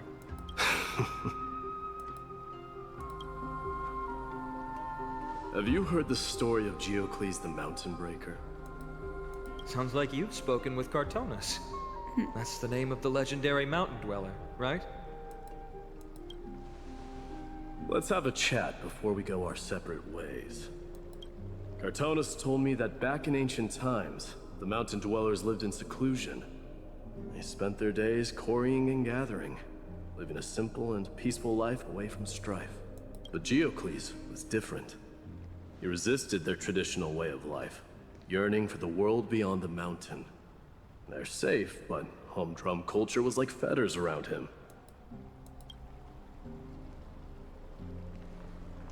He sounds a lot like you. Yes. That is why he, too, faced the same dilemma as I do. One day, during one of Geocles' many ventures beyond the mountain, he spied a battalion of Laedonians stationed at the foot of the mountain. The Laedonians were at war with their arch-enemies, the Companions, and they used the mountain as a base to carry out guerrilla warfare operations. When Geocles, who had taught himself the common tongue, approached a soldier, he learned a shocking piece of news. Laedonians were planning to plant mines and explosives all over the mountain, and then lure their enemies within.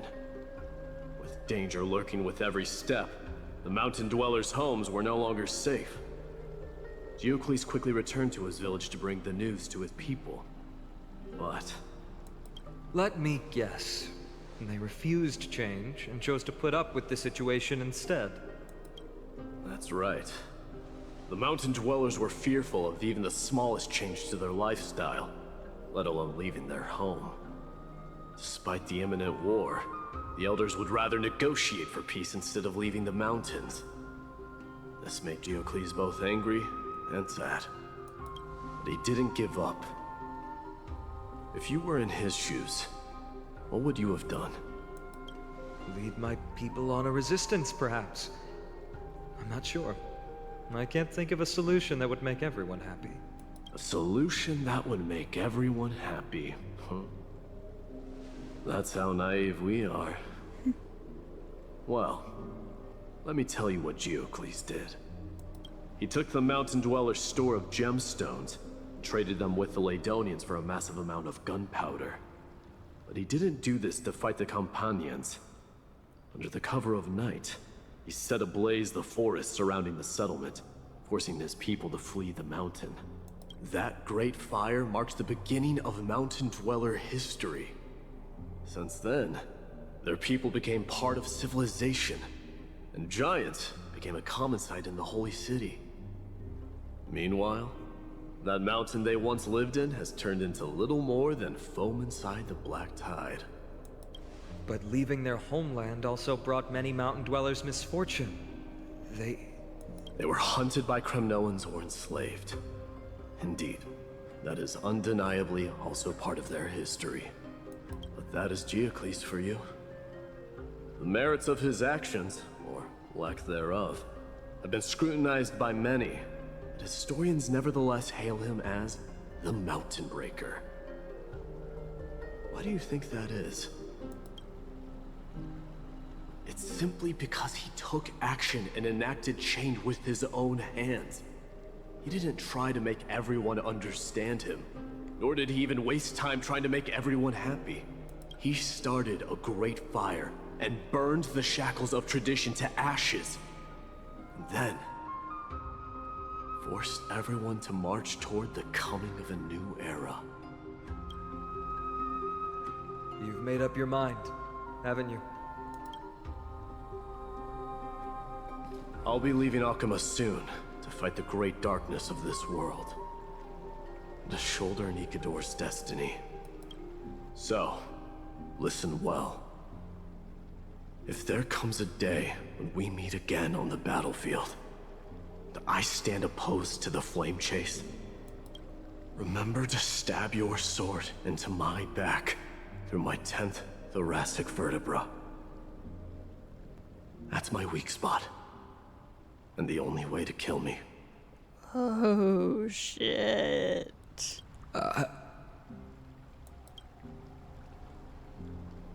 You have my word.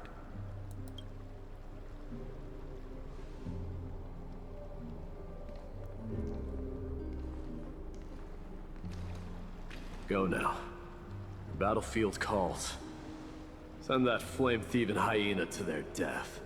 But if you find yourselves with no other recourse, pray to that blade in the sky, and loudly call out the name of the new god.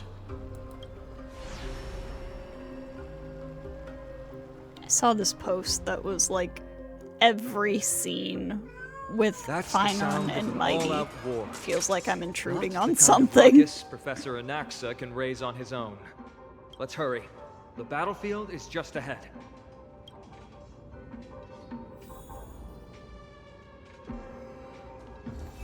Alright, let's go take care of this. Wait, a Kremnoan?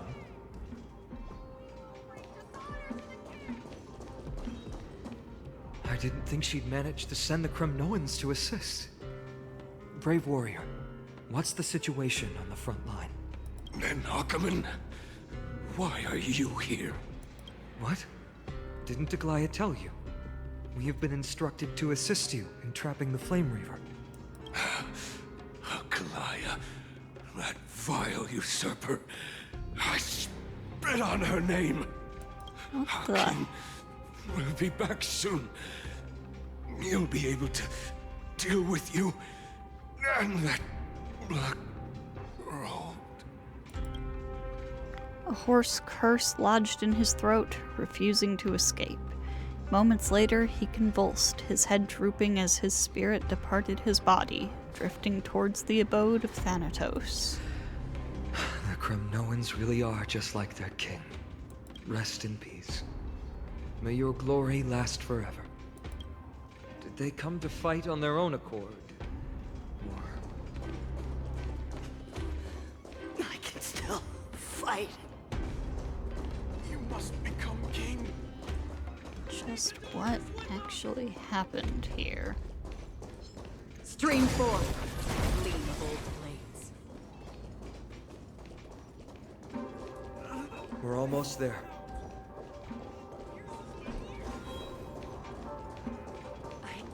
See. Once we take back the core flame, Yanis's passage will open. When that happens, you must evacuate immediately. Don't stay behind. The rest will be up to how well we work together.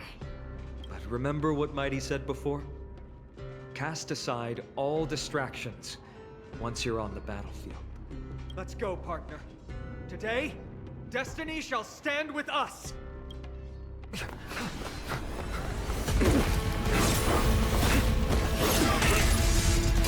Finally. Man, it's all yours. Whoa. Repent in the memories of the dead! Executioner! Whoa. You sure know how to keep a man waiting. Any later, and I fear the Titan would have sacrificed me. Frail child of humanity, 'tis more effort keeping you hale and whole against that blade than it is in seeking the truth of the world. Little more heat. Serenity is before me. Dude, the transition for oblivion. From present to past, that was sick. It too shall fall.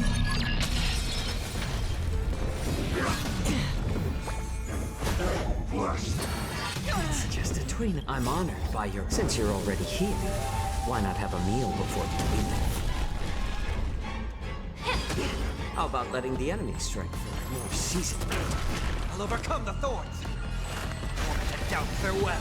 Free will, or was it fate? Still waters of oblivion. I weep for the departed. It too shall fall. Get ready, Croft. It will not much...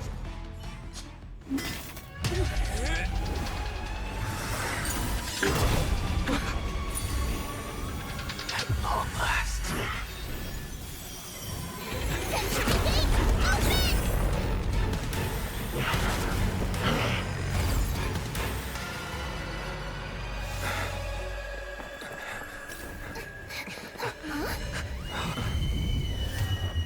Oh. How embarrassing. Whoa. You didn't come down from the sky? This city is mine anyway. Ho ho. Shouldn't I go through the front door? Dude.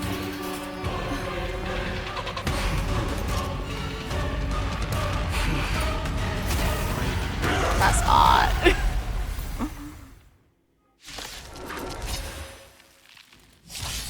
Minion of the Black Tide. I, King of the Kremnoan Legion, will be your opponent today. Long time no see, Nikador. See, then burn my dynasty and offer these ashes to Strife.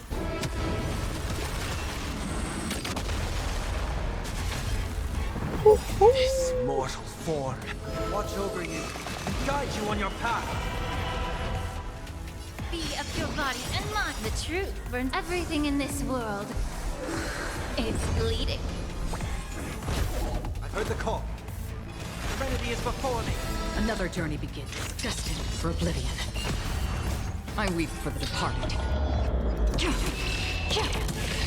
It too shall fall.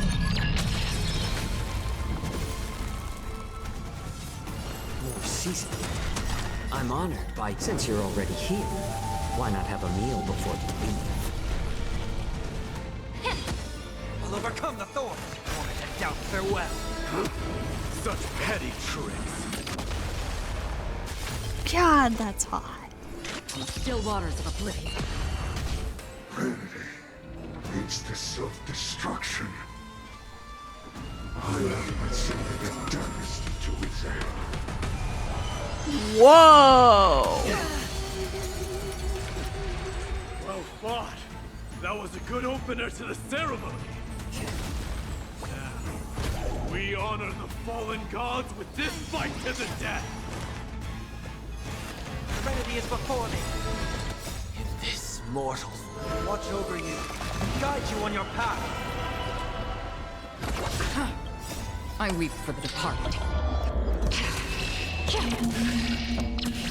It's time to end this.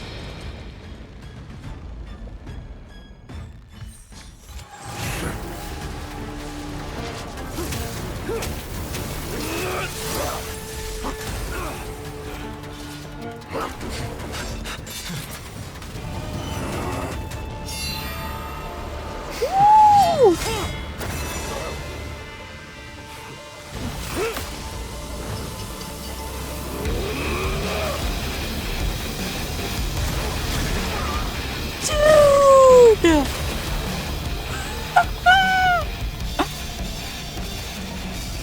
souls of strife, heed my call.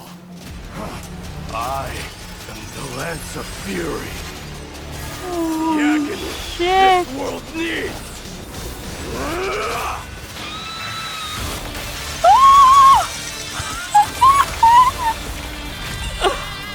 Holy shit!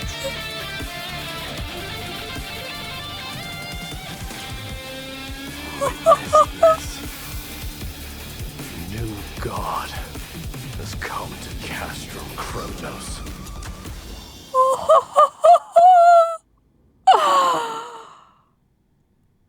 Look! Holy the warriors have returned! Holy shit! Are the rumors true? Has Holy Ornyx fallen? shit! It's as the Council of Elders said. We That face was so a cool. dangerous threat. Yet the Chrysos Heirs are only inciting more chaos.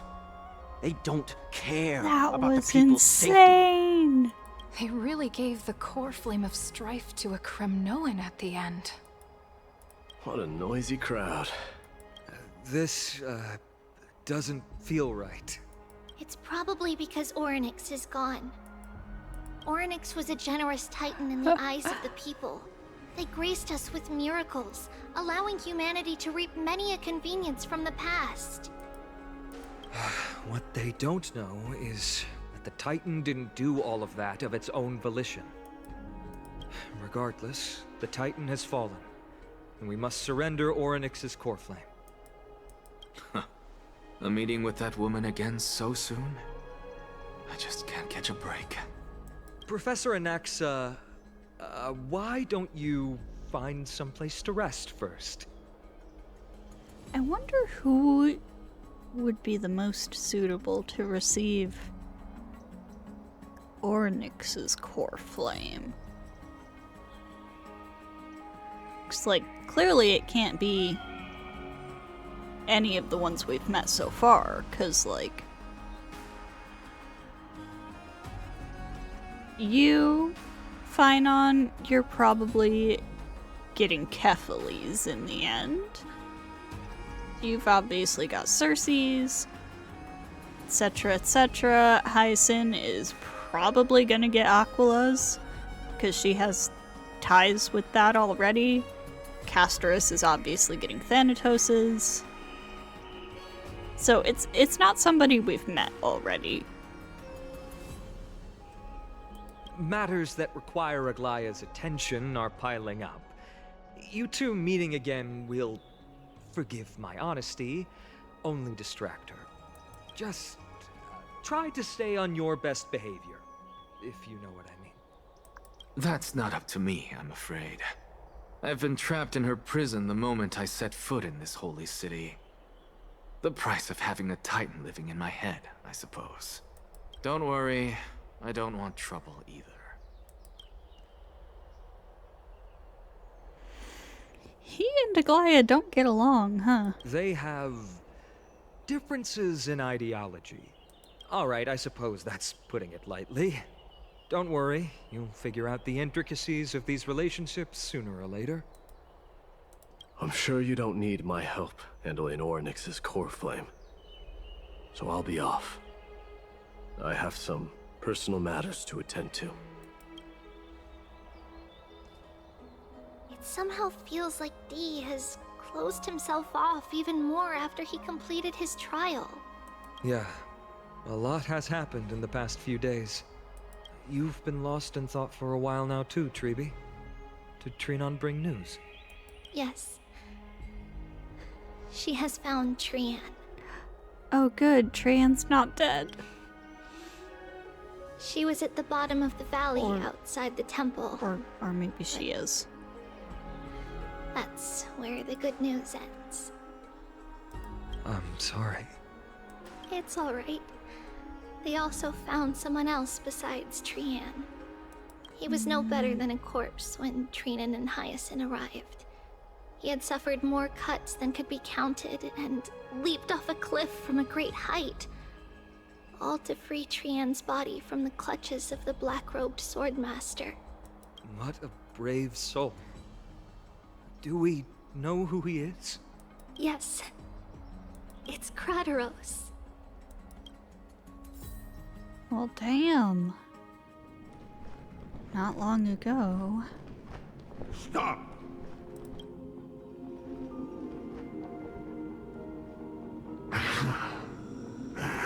If you want this girl dead, you'll have to kill me first. How ludicrous. Your body made of flesh and blood as it is will not survive more than a single strike from me. Better to die in battle than return even in glory. As a Kremnoan, I know not the fear of death. She's lost her divinity. I have no interest in an empty shell. But answer me this, child of strife. Why do you raise your shield for her? As the leader of the God Shield Brigade's elite, I protected the king against the Black Tide with this very shield.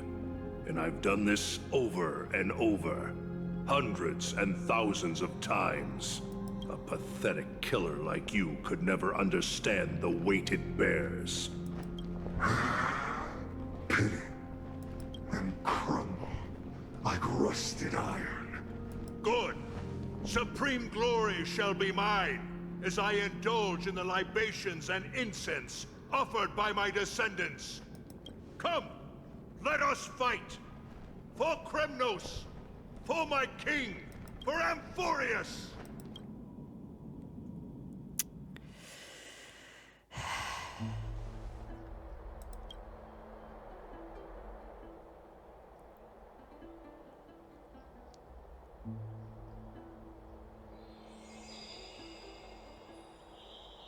We foresaw this cruel parting 1,000 years ago.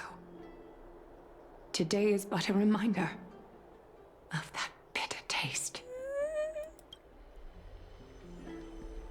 But Lady Aglaya, I don't understand. It wasn't life itself that Lady Trian lost. Why does she look like she really turned into a doll? I don't understand. Don't be sad, Hyacinth. Trian has used up her borrowed time from Yanis, that's all. Her spirit is now riding the west wind, flying ahead to a world free of sorrow.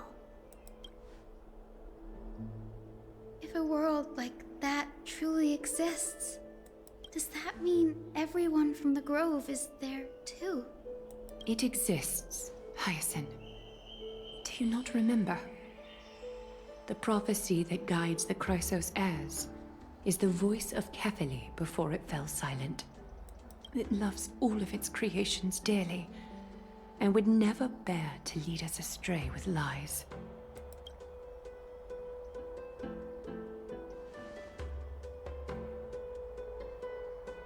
What about the Kremnoan veteran? How is he doing?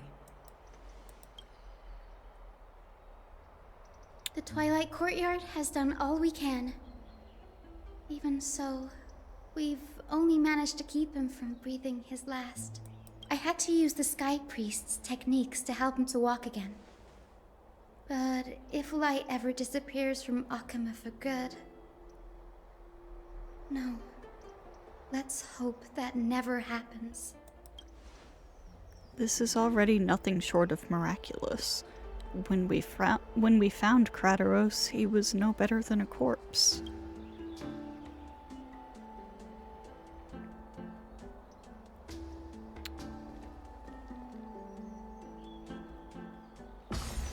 Trian. The parting hour is upon us. Yet the golden thread runs slack. The heroes have returned with their spoils. Everyone, please take this opportunity to rest and prepare for what awaits us. You've returned unscathed and brought tidings of triumph. Truly a moment worthy of celebration. It's incredible. To think that we returned Nikador's core flame not so long ago. It wouldn't be an exaggeration to say that you and your friend's arrival has melted the glaciers of history.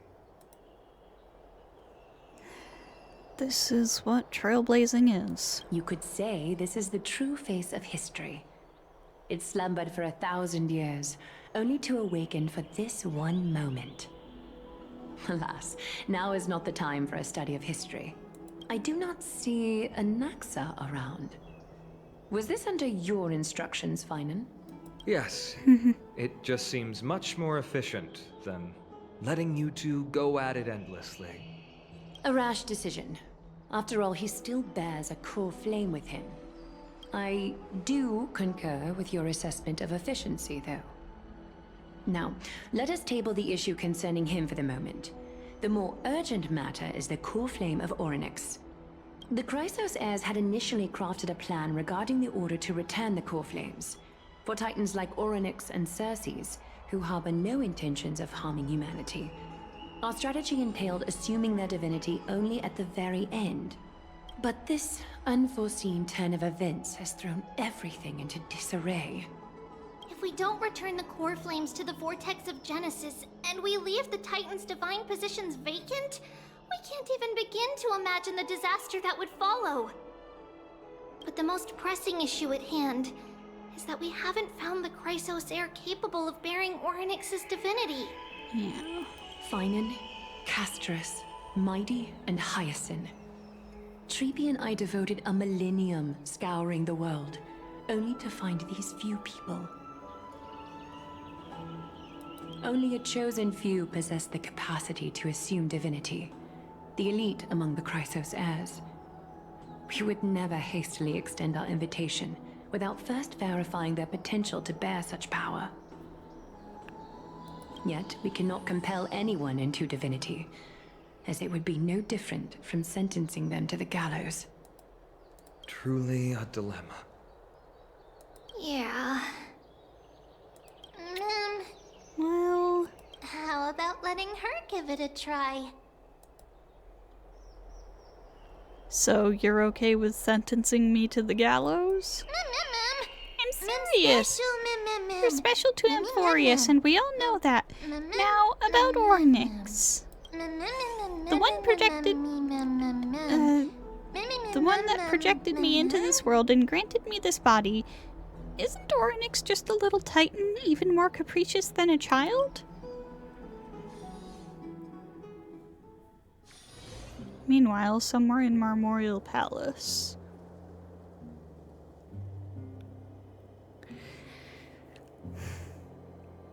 I'm trying to think. So, if we're talking about time, then the Flame Chaser who, like, immediately jumps to mind would be Fuhua. Because, you know, she's immortal and all of that.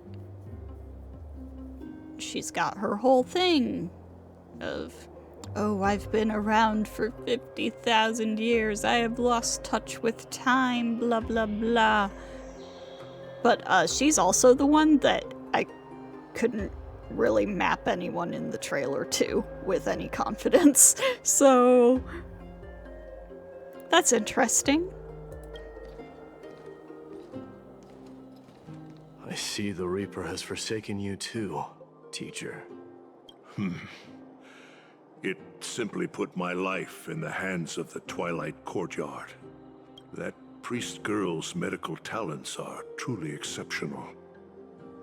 She might be far from the ordinary girl we envisioned, but this isn't about me, Mighty Mos. I saw it. You finally decided to embrace your own fate. Power of strife is stirring a tempest within me as we speak. My bones have turned into steel, and my blood is seething in a blaze. Past rulers of Kremnos could only aspire to this might, yet I have merged with it. I've made history, and henceforth divinity and kingship shall coexist as one. Indeed. You've realized the aspirations of every former king of Kremnos. Sorry, I am paying attention to this conversation, but I'm still thinking about Oryx's core flame also. I wonder if it could be, Hysalines?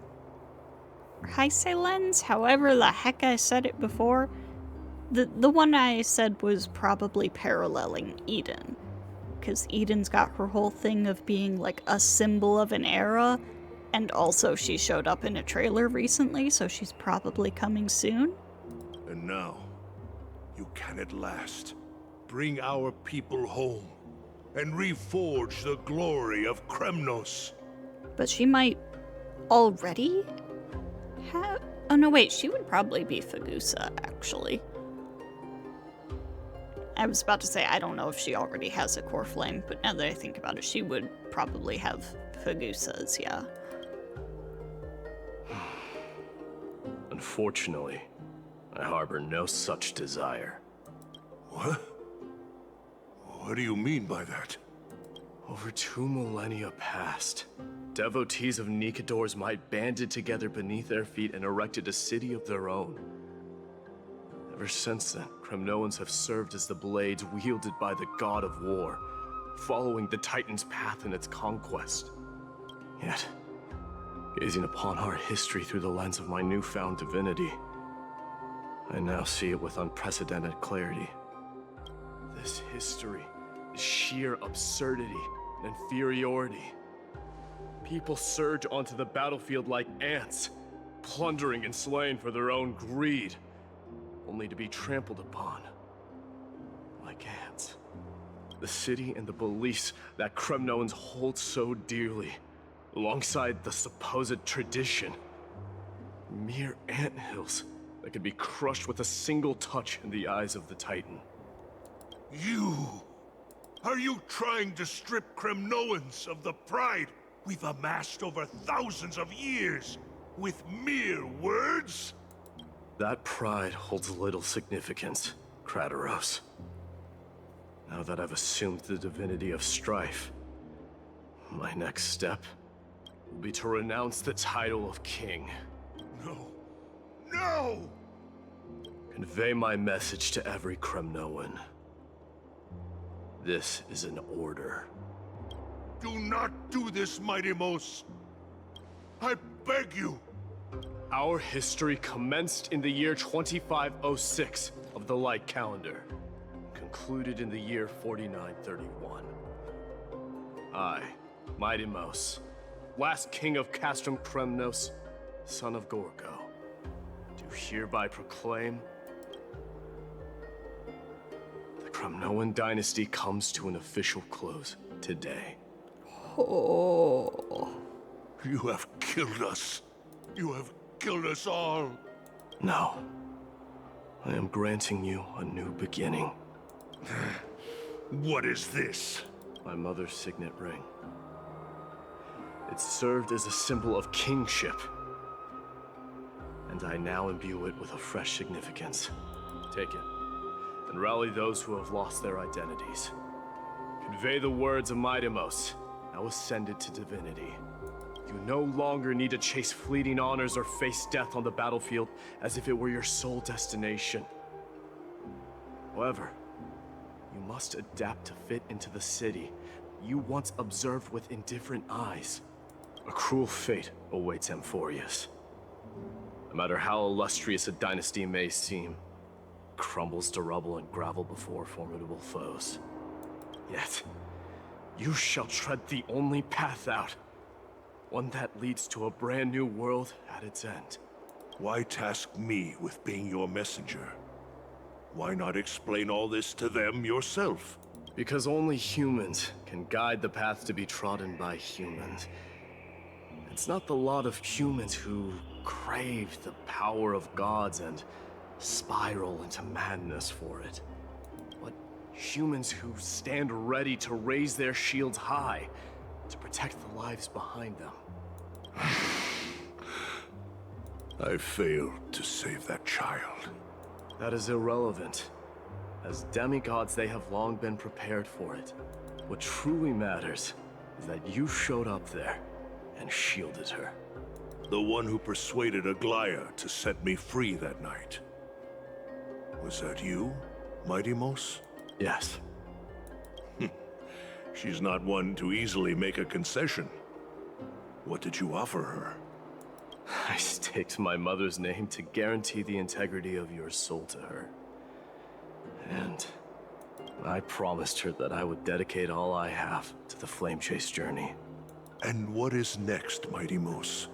Where will you be headed now? To the place where I belong, to fulfill my promise. Shit, I might have to roll for Mydei. The madness that has plagued Nikador and the darkness that has consumed Amphorius. It's now my turn to fight against it. There are some people to meet with before I leave. Let's go. I might have to roll for Mydei.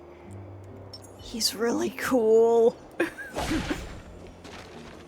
He's really freaking cool. I might have to roll for him.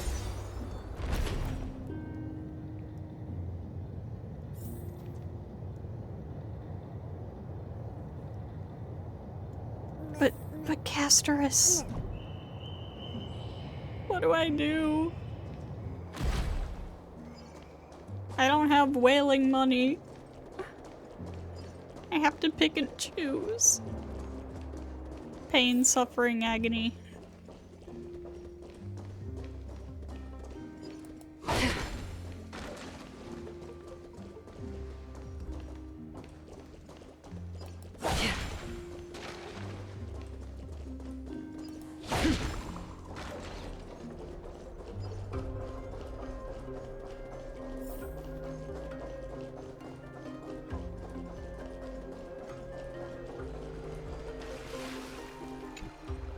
You're here, Mydei.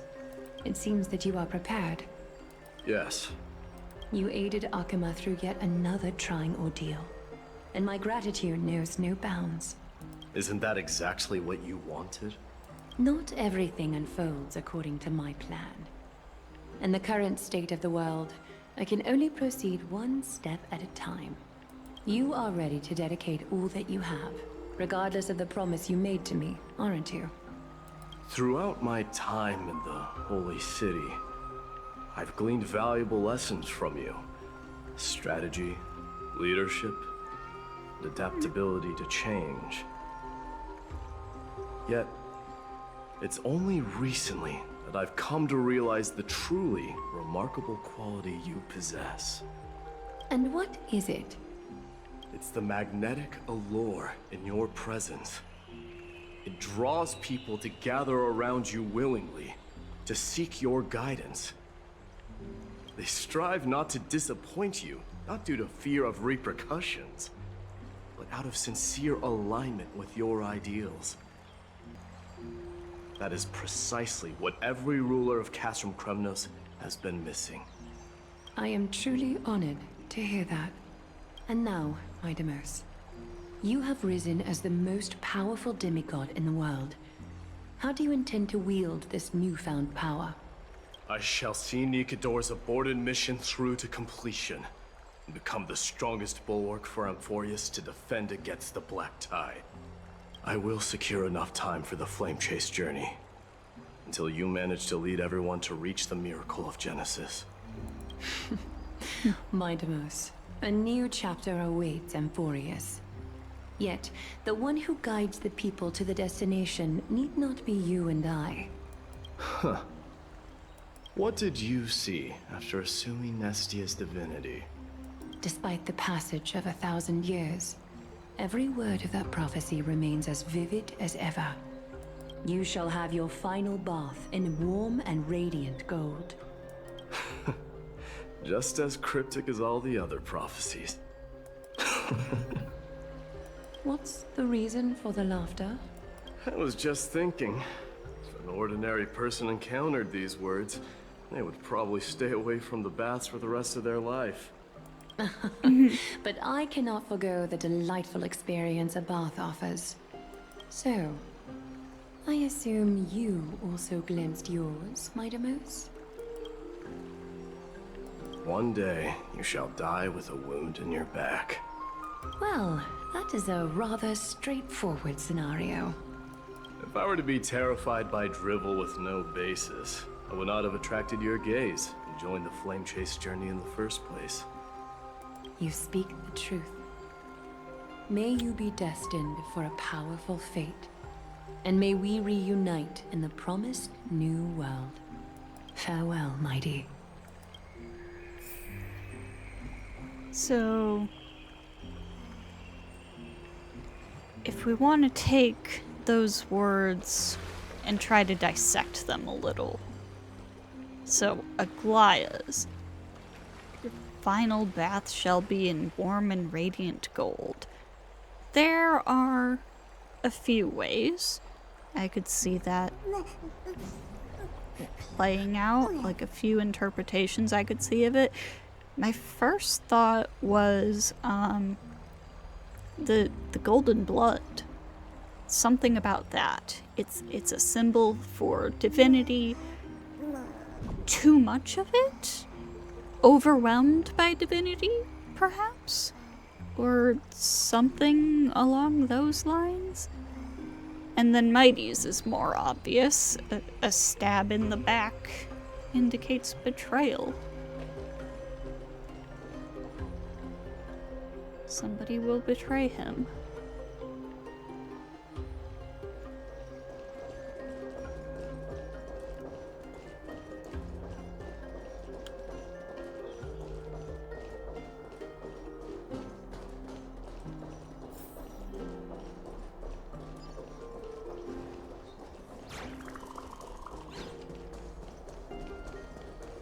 It's interesting. They all know, or at least have an idea of how they will die one day.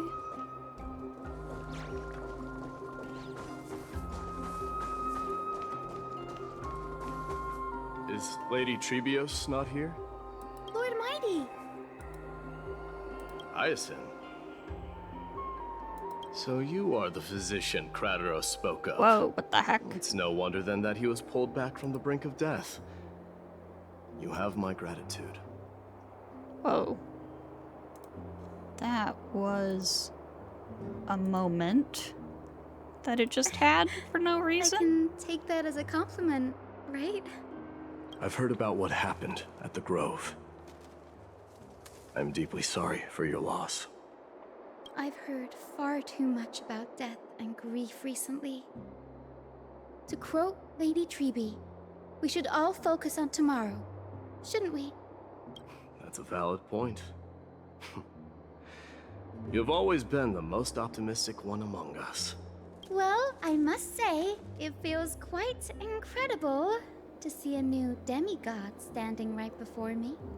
You should prepare yourself as well. Humanity has already taken hold of Strife, and one day it will also reach the sky. Do you really believe I can do it?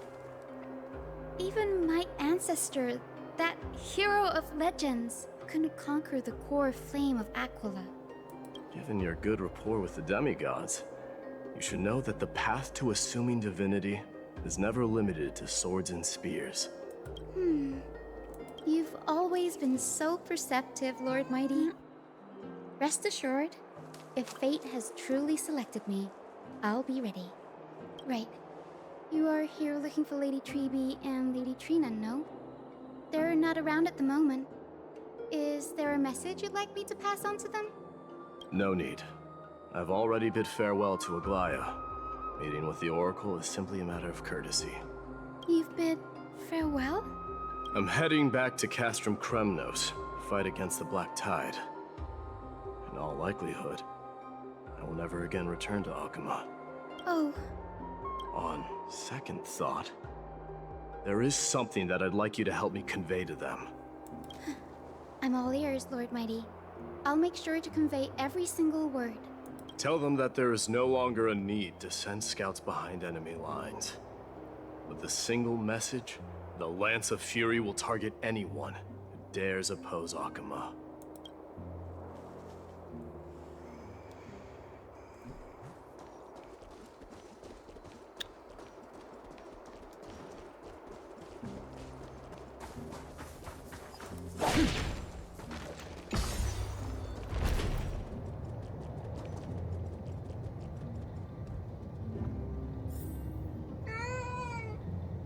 goodness. What?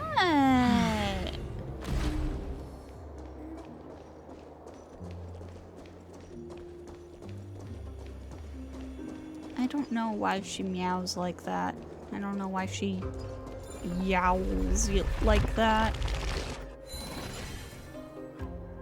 It sounds like something's wrong with her, but I don't know, she seems fine for the most part.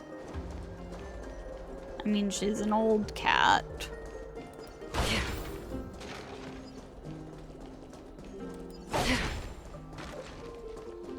She does that after eating a lot, and she's got bad teeth, so maybe her mouth hurts or something.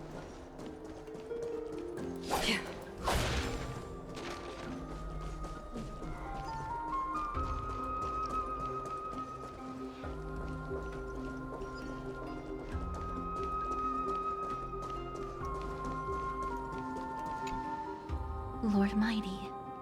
I'll be embracing my destiny before you do, Casterus. Can you feel Thanatos right now? I don't feel them at all, regrettably. You have been painstakingly seeking that Titan for so long. Have you ever considered reaching out to me for help? You mean... Death refused to ferry me. If you were to send me to the Netherrealm, I may uncover clues along the way back. I would never do that, Lord Mighty. Death is not a game. You're right. That may very well be the reason why my people have struggled for millennia.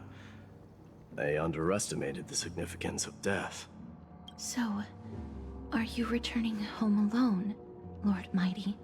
Returning home, you say? Maybe. At this moment, Castrum Kremnos is not just my birthplace, but also my fated destination. Work harder, Casterus. Go and do what you have to do, so that the trials we have endured may have meaning. I will, Lord Mighty. May we reunite on the other side, where the warm west wind blows.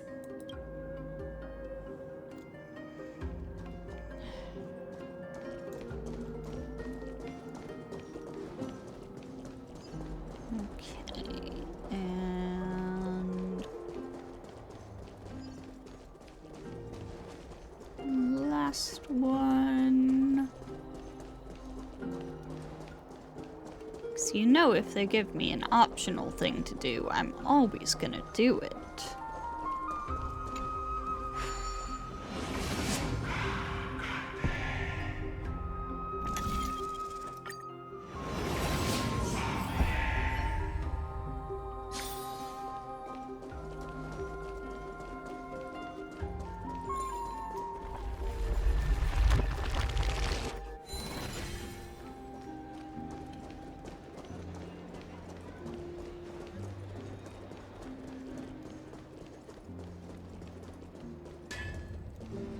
The King of Kremnos, without the signet ring, but looking more like a king now.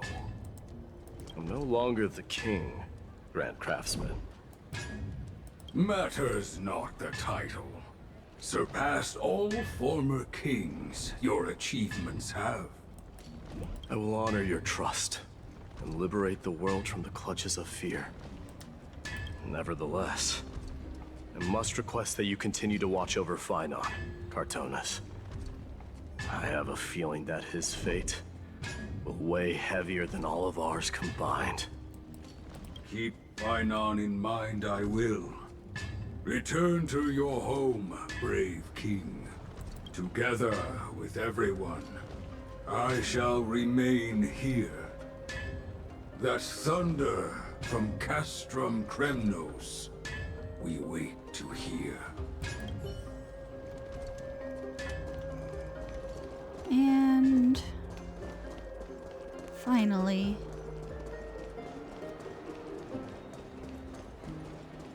it is time for us to say goodbye to Mydei. Or rather, for Mydei to say goodbye to us.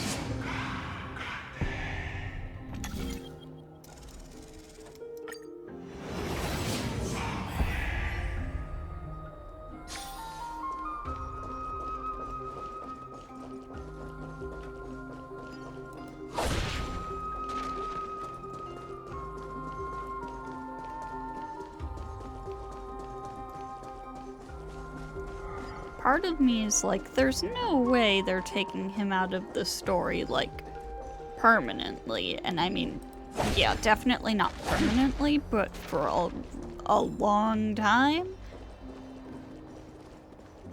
It's possible. They got a lot of characters to balance in this story arc. Make sure each of them gets their appropriate screen time. So they all get to have proper story arcs.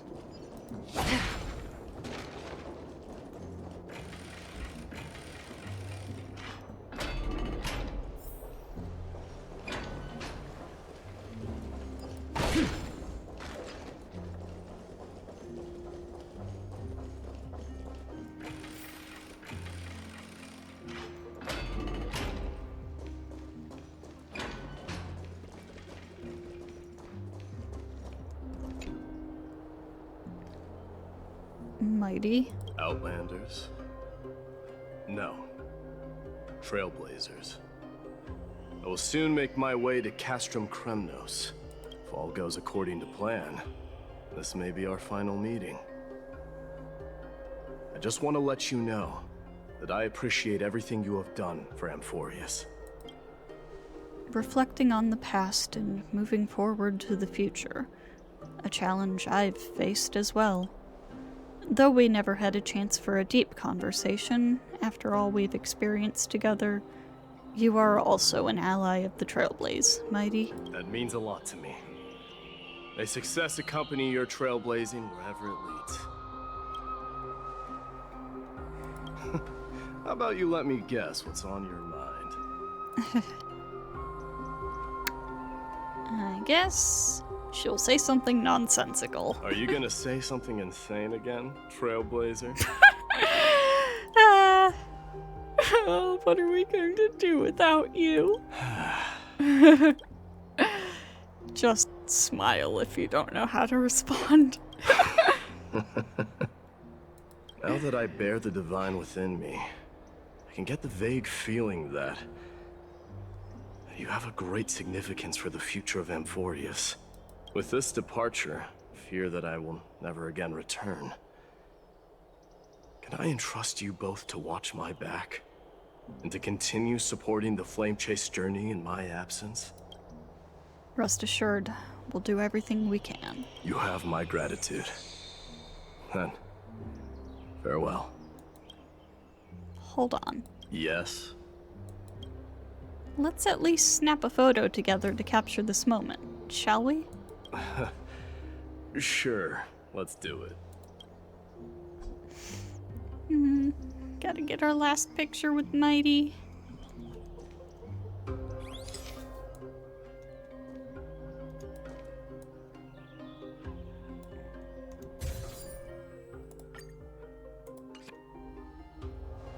Looks pretty good. What do you think, Mydei? Well, feels peculiar, I suppose. I'm not talking about your photographic skills.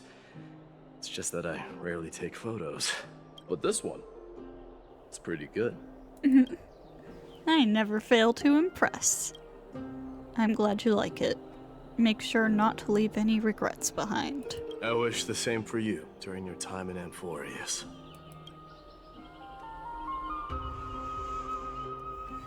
And to Finon.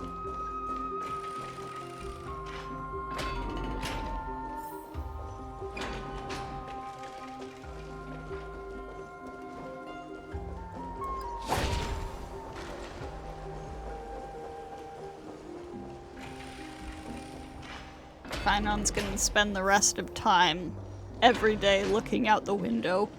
When will Mydei return from the war?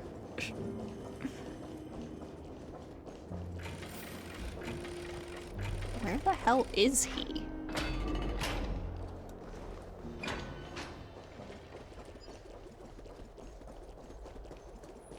Bruh. I was already over that way. Couldn't have seen him then?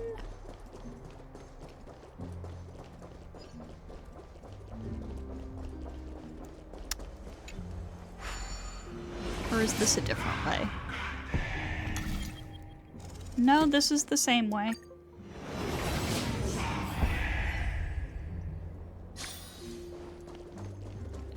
My guy! I was already over here. The prince is here! Run! Hold on! Lord Mydei isn't the prince anymore. He's now the guardian of Amphorius.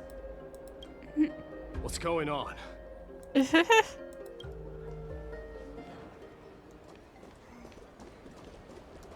What's the deal? We salute the guardian of Amphorius.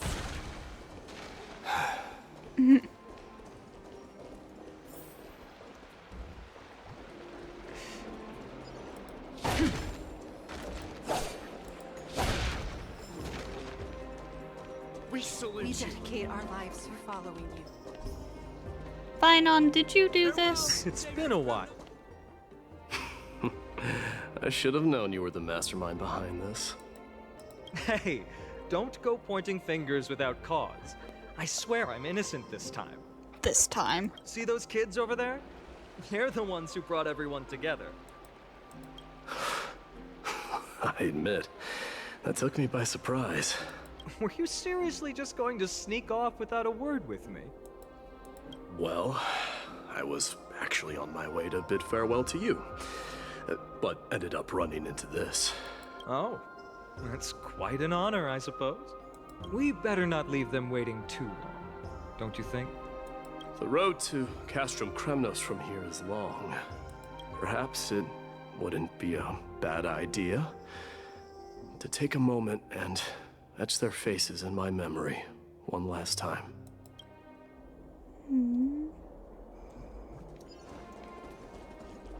I think I see more than just the Kremnoans here. I'm thinking maybe it's about time the god of strife gets a new name. How about the god of solidarity or preservation, Donghan? Oops. Maybe not right. preservation. It's about time for us to part ways. Any final goodbyes you want to share? This might be your last chance.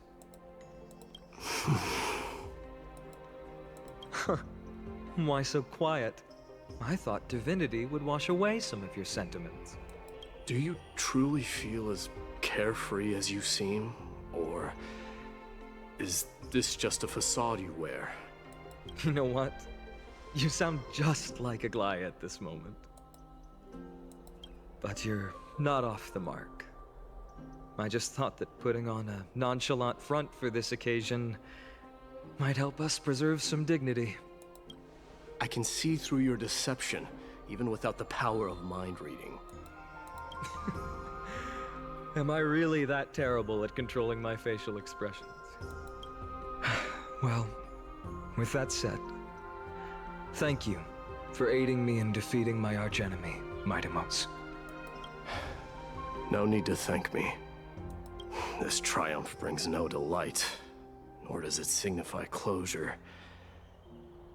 You understand that more than me. Indeed.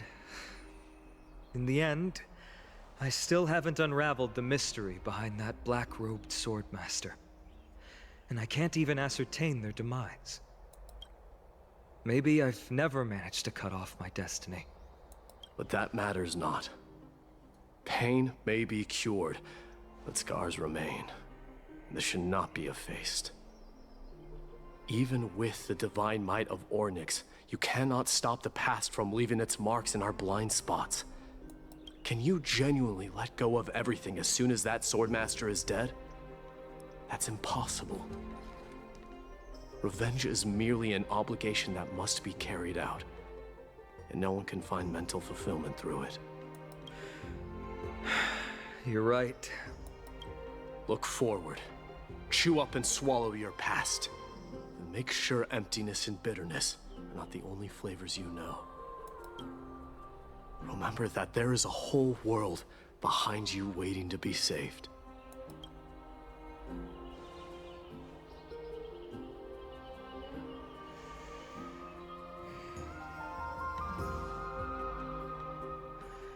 I will keep that in mind.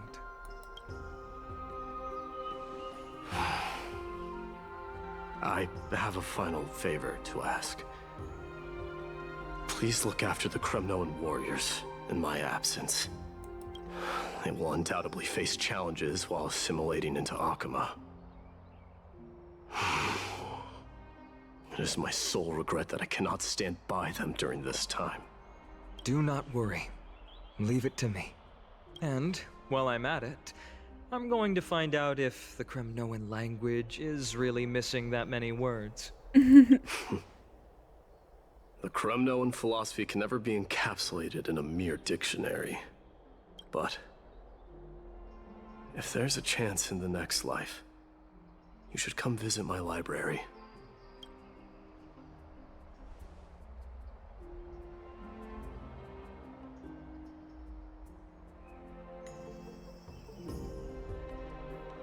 I'll be on my way, Deliverer.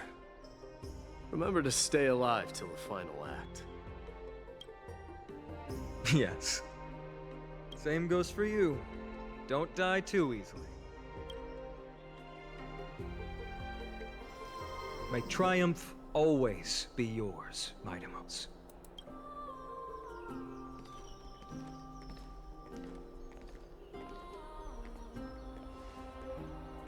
Oh, right. One last question. Oh? Go ahead. You better not leave any regrets behind. Are you the one who told Cartonis about the signet ring? Well...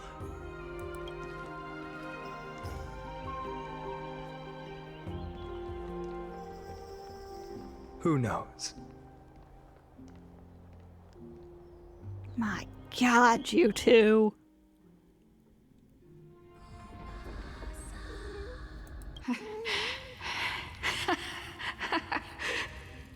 Get up, my son. You showed great courage in today's training. Let's wrap it up for now. Yes, Mother. Mother, there's something I want to ask you. What is it, Mydei? Why must we learn to fight? It is for glory and honor, my son. For Kremnoans, mastery of swords and spears is ingrained from birth. And the battlefield is our destined end. Is that really the way it is, Mother? What makes you say so? Because you don't sound entirely sure. You're right, Mydei. I once believed those words, without question. Until it was at that moment. Oops. Move. I realized how everything I believed in was utterly hollow.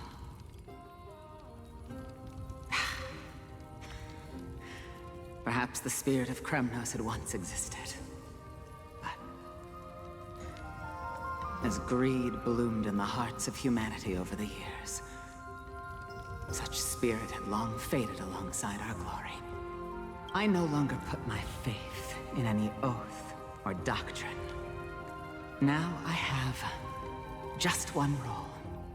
That of your mother, Mydei. Your guardian. That dream always ends there. The journey back to Castrum Kremnos is proving to be longer than expected. Krateros said that shortly after my fall into the sea, my mother challenged my father to a duel. She died through father's treachery, and I never saw her face. Yet each night she would show up, waiting by the flickering firelight. I always anticipated the sequel to that dream, believing she had more words of wisdom or guidance to offer. But now, I think I finally come to understand. That is all she wished to tell me. And now, I too am left with but one role.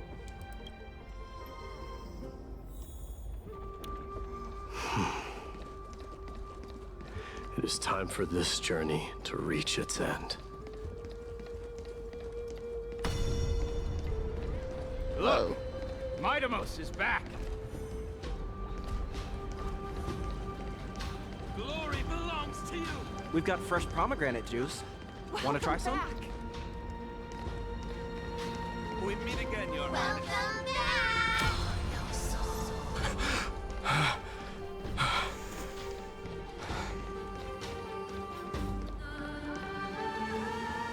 How was your training? Ooh, say, come and check out what I just wrote. Mydei, did you just come back from training? May Nikador defend you! It's I'm gonna beat been a you while. at the festival.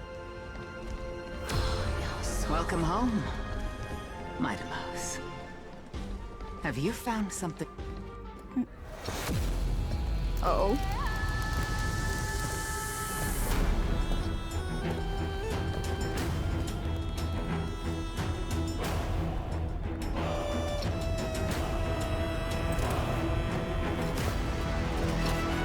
The son of Gorgo will be crowned in blood! The son of Gorgo will be crowned in blood!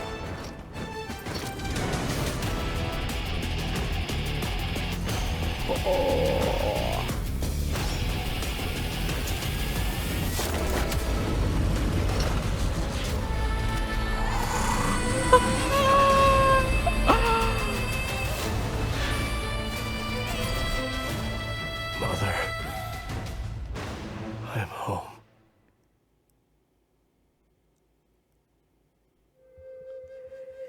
Year 4931 of the light calendar, month of balance. Nikador, the Strife Titan, Lance of Fury, fell. Mydei, king of Kremnos, triumphed over the trial, blah blah blah. On the following day, the Kremnoan dynasty, which had lasted for 1,000 years, came to an end.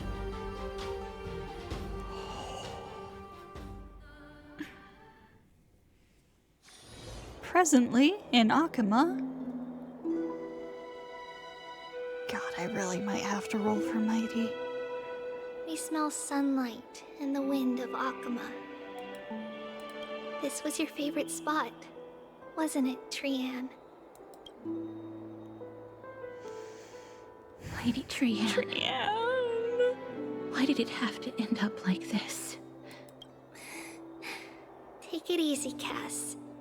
Departure is a part of life. It's just that ours isn't as tumultuous as it is for ordinary folks. When we started our journey, Yanis had already provided their prophecy.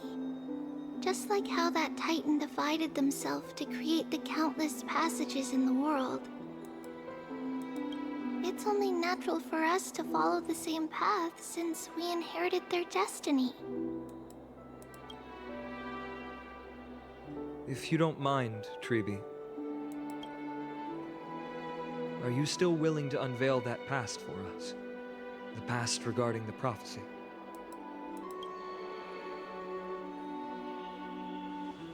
What do you seek to learn, Snowy?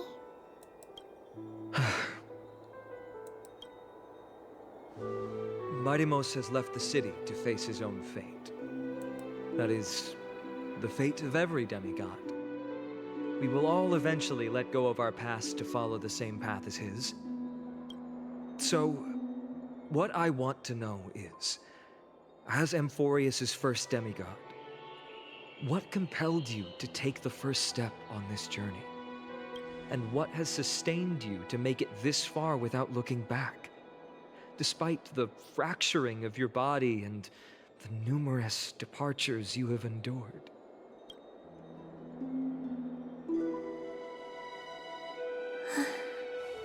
Alright. Teacher, are you sure about this? Dee is already doing what he has to do. What reason do we have to keep it from them? Let's go, everyone. Let's go to the Abyss of Fate and see how it used to be. Ma'am, time to work. Then we will leave it to you. Trinan, would you mind? Tribbie, are you not coming with us? I want to stay here with Trian for a bit longer. I see. We'll be off then. Take care. Since you have made your decision, then let's proceed as you wish. See you later, teacher. Cass, are you not going with them? No. I'd prefer to remain here to accompany Lady Trian. She hated being alone. What's this? A little gift that I had hoped to deliver to her personally. Though fate had other plans. Oh. So you saw us arguing that day? Yes. I figured Lady Trian would like it a lot, so I bought it. I see. Cass. You know, I recognized it immediately that day. It truly is an authentic piece from Yanisopolis. Then why? It's just that Trian had forgotten far more things than I. For example, she forgot that this glass object meant something unfortunate according to the traditions of our homeland. I'm sorry, Lady Tribbie. Should I... No need to apologize, Cass. At that time, I simply didn't want her to be trapped by our past, especially considering how much time had passed since we left home. But now... it might just be the perfect gift for Trian. All shall bid farewell to one, and that person alone will witness the miracle. While you and I have long accepted this absurd fate, they remain fresh and inexperienced. Teacher, don't let the weight of that cruel prophecy crush their spines. But it would be even more cruel if we allow them to ignorantly fall before the gates of the new world. They will eventually need to know the truth. We just need the right opportunity. This, to me, feels like the right opportunity. Huh. So, this is how the Temple of the Three Fates looked back in the day. At this point, Yanisopolis still resides under Aquila's protection. Yet it is already fated for decline, and only contains a beautiful facade. Is it because Amphorius has entered Era Bellica? Yes. Strife remains distant from this part of Amphorius right now. But in 5 years' time, at the same entry hour, this temple will become the source of another war. Then, where are you at this time? Right over there. Why does she look somewhat different? It's because we don't quite recall how we used to look. Oh, my apologies. Please don't. We should be the ones apologizing. Come, everyone. It's time to witness our last conversation with Orynyx.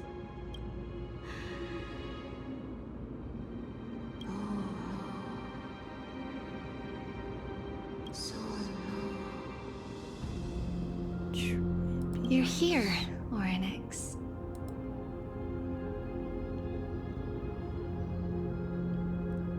Wait, I can understand the Titan language now? This is our memory. So your senses are also aligned with the Tribbios of that moment. You still consume yourself for that false prophecy. False prophecy, huh? So you still think that way? Even if Kefali has fallen, they would never guide humans to kill their own comrades. Stop while you still can. Tribbios, spreading the prophecy will only kindle disaster. That disaster will tear you into 1,000 pieces. But the black tide has already arrived, and Yanis remains in slumber. If even the god of passages, known for guiding mortals, cannot resist this catastrophe, then what can we do against the incoming destruction? Do not get involved with the core flames. If you do that, you can still remain chosen by fate. Those chosen by fate would never have their family taken from them. And how can I alone remain safe and secure while watching the entire world crumble before my eyes? This might be our last conversation, Orynyx. I will do everything I can to protect you from the black tide. The family she just mentioned. It's our mother. She fell from the spot into the valley a long time ago. It was during a grand ceremony held to seek Yanis's guidance, but things took an unexpected turn. It was Kefali who responded instead. Did something go wrong with the ceremony? Yes, but those two occurrences were in fact unrelated. Kefali's response was simply a coincidence. On that frosty night with treachery abound, as the holy maiden of Yanisopolis met her demise, the world-bearing titan also fell in another corner of the world. Let's keep up with her. This story... she should be the one to tell it. That thing ahead. It's the altar of Talantin. But that's not our destination. We're heading to the left. This place used to be passable.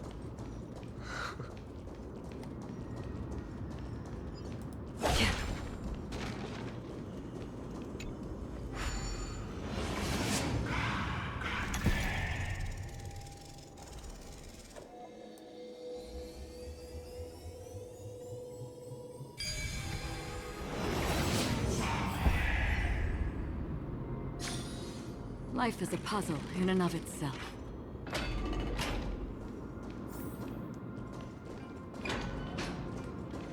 I never thought there would be such a hidden space in the Abyss. This is the Archive of Prophecies, an important ceremonial site back then. Is this Yanis's maze that Trinon used for divination in the past? Not only that, it also serves as a lock. Our childhood abode lies sealed within. This is the largest puzzle I've ever laid eyes on. And it even acts as a door lock. Should have expected something like this in the homeland of puzzles, I suppose. So, how are we going to solve it? Just follow the designated path and let the stone ball fall into the pool twice. Seems pretty straightforward. Even Mydei might be able to complete it in a single try. I agree it's straightforward, but Mydei might need at least 2 shots at it. Mydei catching strays over here. Still don't know him well enough then. He might not even need a first try. He just punched the door open. Mydei. If he were still here, we'd probably take a lot fewer detours to solve our issues. Enough with the talking. Let's just get started.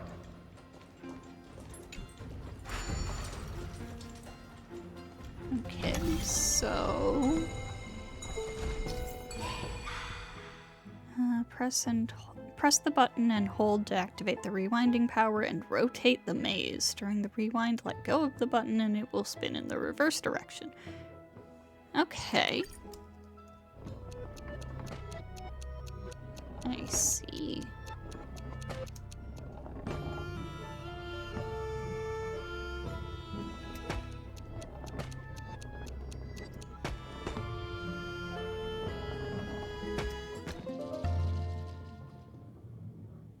Now that's nice and simple.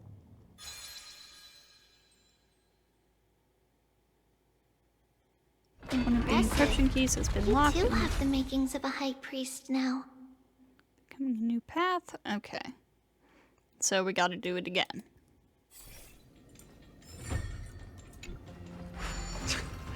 Getting that stone ball to the endpoint looks pretty tough. My hands are shaking just from...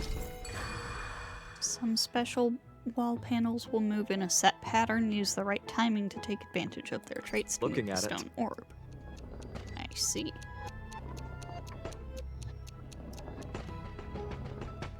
No. Go the other way. Yes. There we go.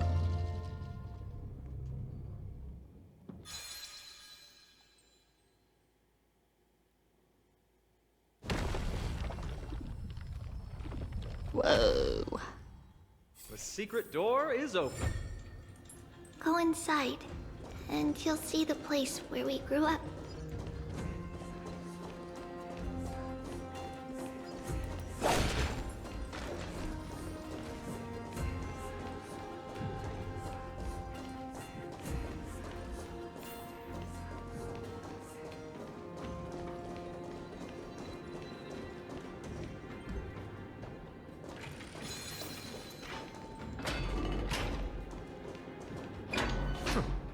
You grew up in a place like this. By the time we were born, the role of the Holy Maiden had already diminished to a mere title. Those in tune with the Titan's guidance are bound to become messengers for others. To maintain appearances, those in authority added some embellishments. And with Mother around, our childhood wasn't entirely without joy. Even so, I still find it hard to imagine. 20 years can go by in no time. Trinon, for most people, 20 years is a long period of time. Right. Becoming a demigod sure changes how one lives through time. It's hard to believe it's been so long. Your power is exceptional, little Gray. This place looks exactly as before. Let's explore the room a bit.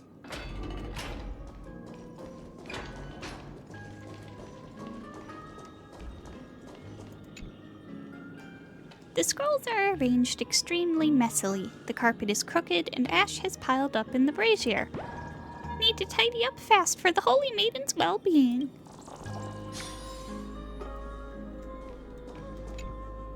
The shelf is packed full, but all I see are annals of geography for various cities.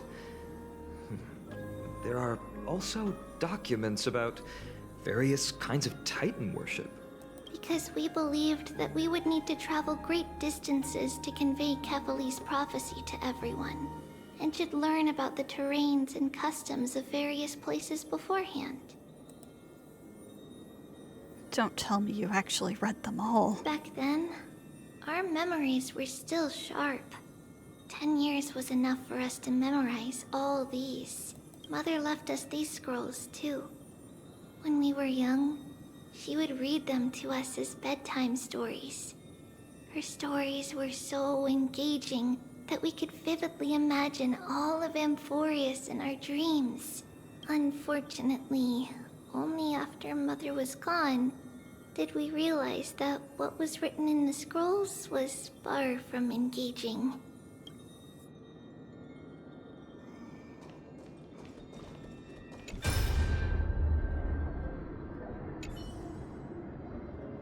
Mama, look at this! It kept going wrong, but I finally made one that works. Is this a music box? Tribbios, you're so talented.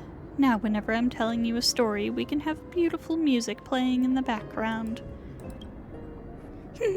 I'm still not as talented as you, Mommy. You could take a whole block of red stone and slowly carve it into a crystal clear work of art.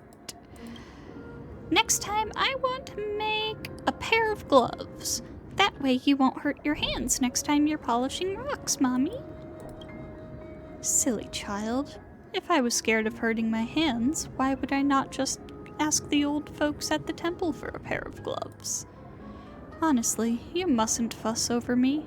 Just make sure you eat plenty, practice your reading, and read lots of stories of Amphorius. Nothing makes Mommy happier than seeing you grow and thrive. I have eaten plenty, and I've practiced my reading lots. But the stories... there are still lots that I can't read yet. Ah, so that's what you're up to. You're making this music box to slack off so Mommy would read you more stories, right? You sneaky thing. Looks like I won't be reading any more stories of Zagreus for a while. Well then, what story should we read today? The Golden Apple Beauty Contest? Oh no. The story of King Micus, Gorgo and the Lion. You've heard them all lots of times, haven't you? I don't mind. I'll never get sick of them as long as you're reading them to me, Mommy. Golden Apple Beauty Contest, maybe let's not do that one. I mean, or you could. I'm just like, oh geez, I know what that's about. I know what that's referencing. There's another person here. Oh, there's a lot of other people here. Guards? Huh.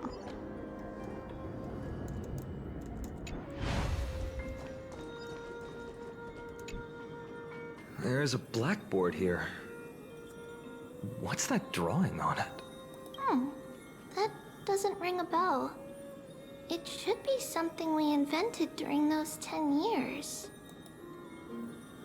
Invented? On your own? It has been approximately 10 years between Kefali's prophecy and this moment when we are about to set out. We were raised in this temple complex and had never stepped outside the Gate of Infinity. To understand the outside world, we spent much of our time acquiring knowledge and developing a few inventions along the way.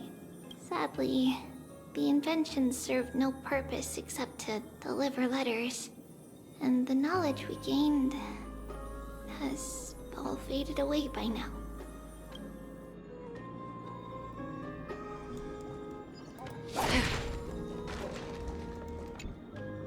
There's so many boxes here.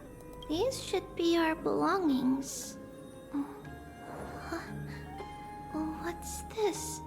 A red glass fragment? Looks like a specialty from your hometown. We were still very young the first time we saw it.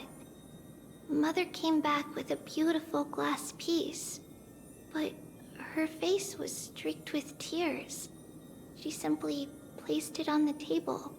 It looked so sparkly that we couldn't resist playing with it, but we ended up breaking it by accident. Mother didn't get angry. She simply held us quietly for a long time. It wasn't until we were older that we learned in Yanisopolis, if someone gloriously died for destiny, the Holy Maiden must pick a piece of glass from the volcano's quarry and polish it, then give it to the deceased's family. Oh. On the day Mother returned with the glass, her friend lost his life on the battlefield. Since he had no family left, Mother had to keep it herself. Later, on the eve of the ritual, Mother also gave us a beautiful piece of glass. Let's move on to the bedroom. She knew she was gonna die that day. That's fucked up.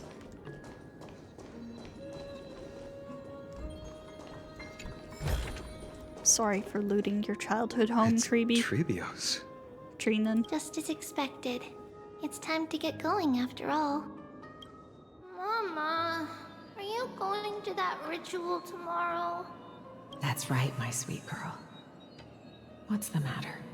I wish I could go too. I have something to ask Yanis. Oh. What do you want to ask? I want to know how to chase the black tide away. Ah, I see. Unfortunately, It's a secret ritual, and only I can preside over it. If you want me to consult the Titan on your behalf, you'll have to promise me something. What is it? Be a good girl and go to sleep now.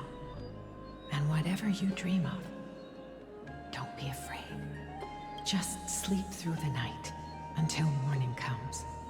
Until the next time Aquila opens their eyes. Can you do that for me, sweetie? That's it? Of course I can! Tribbios is the most amazing holy maiden of Yanis! Well, little holy maiden. But why, Mama? Because this ritual might take a long time. How long? Tomorrow, my sweet child. I'll be back tomorrow. If not tomorrow, then the next tomorrow. If not, the tomorrow after that. But if I still haven't returned for a very long time, that means the ritual has succeeded. It means I found a way to chase away the black tide and reach the new world on the other side. But for various reasons, I can't return to bring my sweet girl with me. But I'll be waiting for you there. As long as you stay brave and kind, we'll meet again in that new world. It's the end of the West Wind, the black tide's other shore. A radiant sea of flowers, blessed and protected by the gods. In the rosy horizon, you'll see a silver-white shoal. It marks the end of your voyage. A haven, free from storms, cold, and heavy rains. No sorrow can linger there. That is where I'll be, waiting for you. Wow, that sounds just like the island from my dream. Oh, I know. I'll turn the moon into a ship and the stars into sails to go find Mama. Pinky promise? Pinky promise. As long as you sail toward tomorrow. As long as the sun will rise for the next day. Our wishes will come true together. If the final murmurs of the Titan are true, if such a place really exists on the shore beyond the black tide at the end of Genesis, then our promise still stands. Please, wait for me, Mother.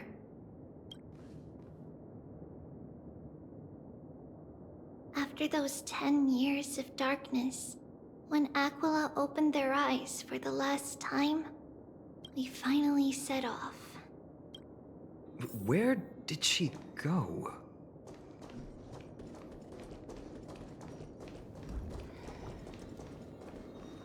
This way. Now, we'll go through this shelf. But how? With Yanis's power? She hadn't become a demigod yet.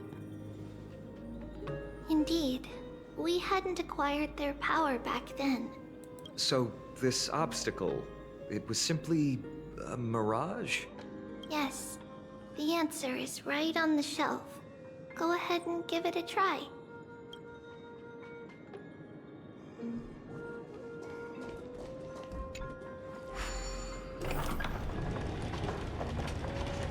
It's a secret passage.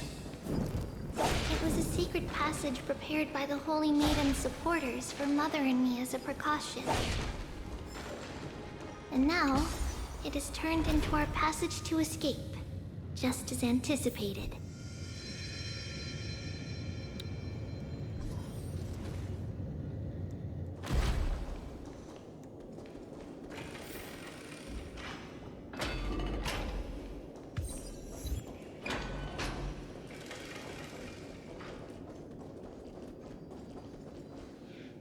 The path to the temple was in quite a state. Did someone do it on purpose? No surprise at all. Some people caught on to what we were planning and tried to intercept us, while others were willing to clear the way for the Holy Maiden. I can't move it. I can't climb over it either.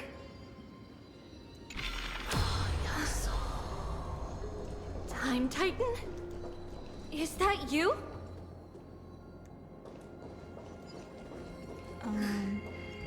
Someone will help me. Just like this.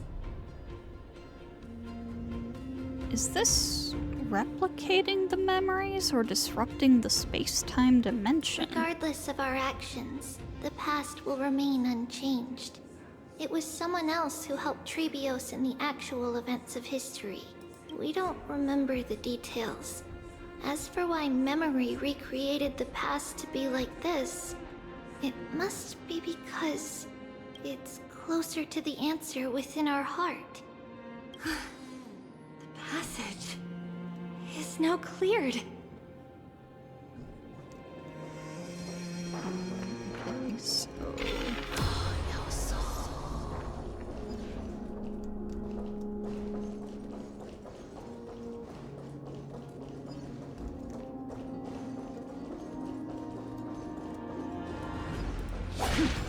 I see, okay.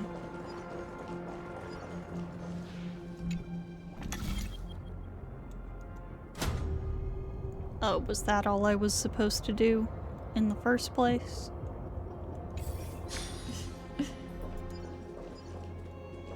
I am not smart sometimes. Okay, so that means I need to go back around. Whee!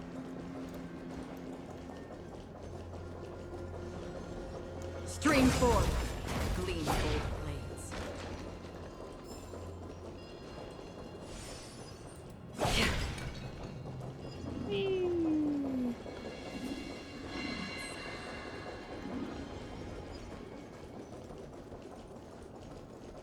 Ornix. Thank you, nameless god.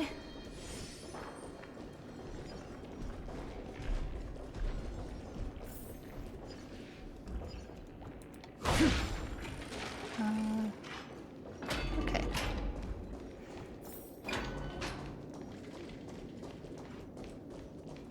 Then through here. Having some slight issues again. I had been recording for a hot minute. Whoa! It looked truly magnificent back then.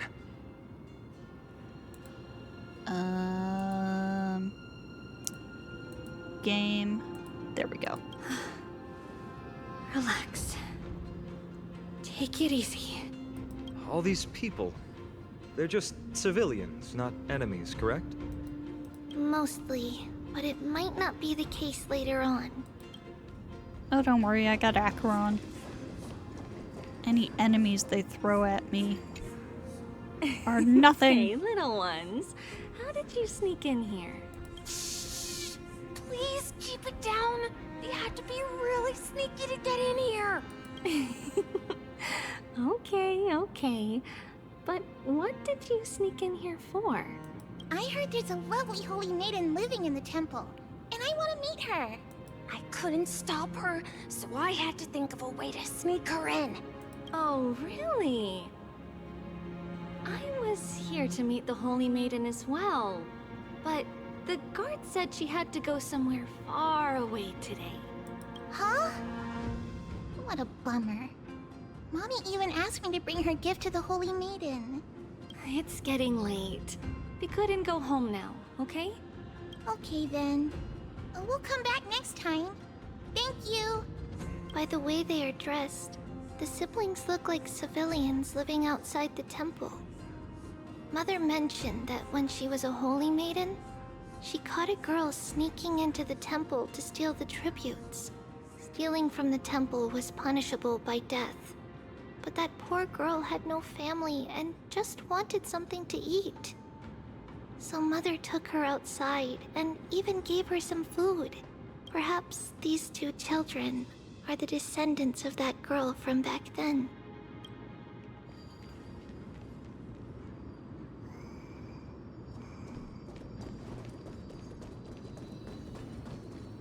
Ah, Lady Maiden. You're doubling back to talk to the old lady? Lady Maiden, you need to dress warmer. It's pretty cold out. Let me get you a blanket. No need to trouble yourself. I'm just going for a quick walk. All right, but please take care of yourself. Your mother made us promise to look after you before she left. It's been a while since I last saw you. I just realized you've grown into such a beauty, just like your mother. Oh, here, have some of my sweet pastries. She used to enjoy them, so maybe you'll like them too. What's wrong, Lady Maiden? I'm fine. It tastes really good. This lady is Mother's old friend. When we were little, we sometimes got to eat the sweet pastries she brought back. We've always remembered the familiar taste, and only now do we learn where it came from.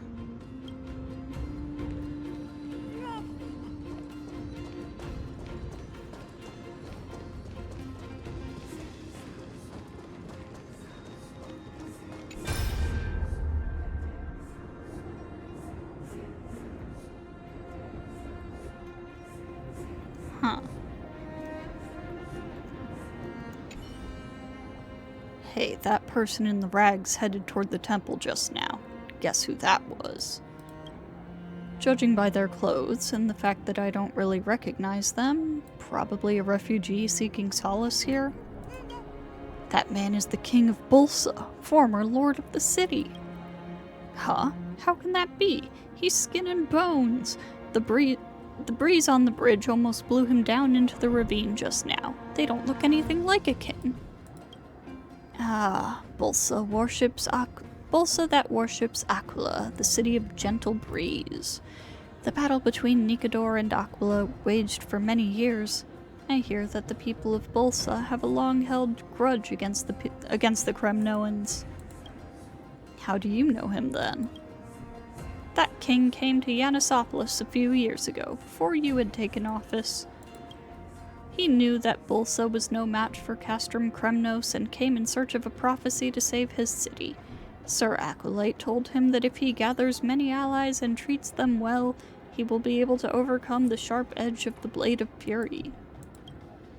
The King of Bulsa trusted every word, returned to his city, and distributed his wealth to win over many small neighboring cities. The king was convinced that he now had nothing to worry about. Who could have imagined that when Castrum Kremnos did attack, all of the small neighboring cities that had received his blessings were so scared of the Blade of Fury that they all rushed to surrender. They even coughed up all of the gifts that the King of Bulsa had given them and offered them to the Kremnoans as a sign of their loyalty. Jeez. The city of Bulsa fell in days. The poor King of Bulsa. To see a man that cared for his city and people fall so far. Well, that's all because of his blind faith in the prophecy, isn't it? Shh! Do you want the Holy Maiden Guards to add you to the list of slanderous remarks? Go back to your post. At least there weren't too many cities that were dragged into the strife of the Titans like Bulsa was. Let us hope that these days of peace will remain across the majority of Amphorius. Yeah, about that.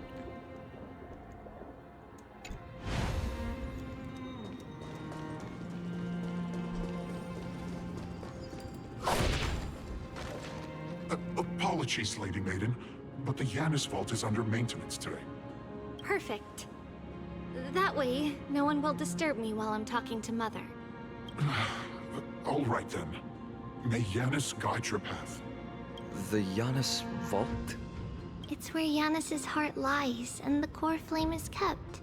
Just enter on the left.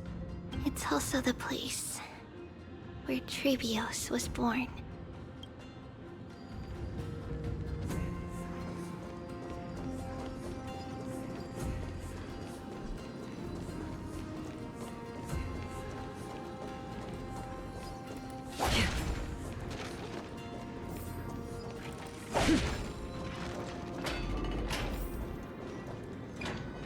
Tribbios.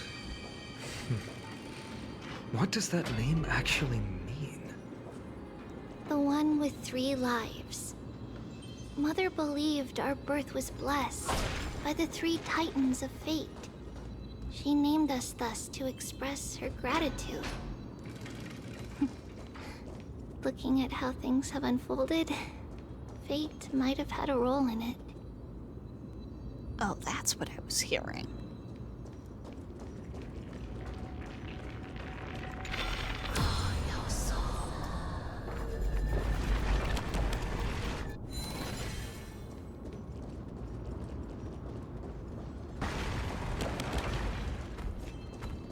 Stream forth. Lean bold flames.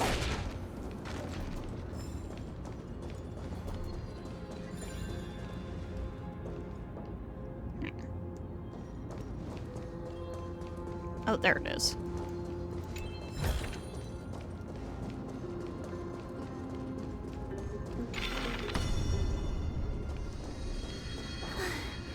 Finally, the Yanis vault is right ahead.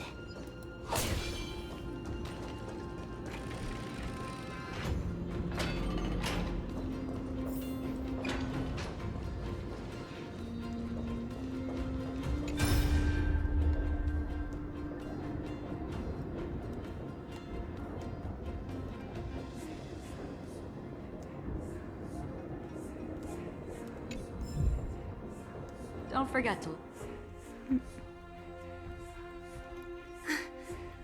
At long last. Tribbios, you've come. I knew there was some sanity left in you, Yanis.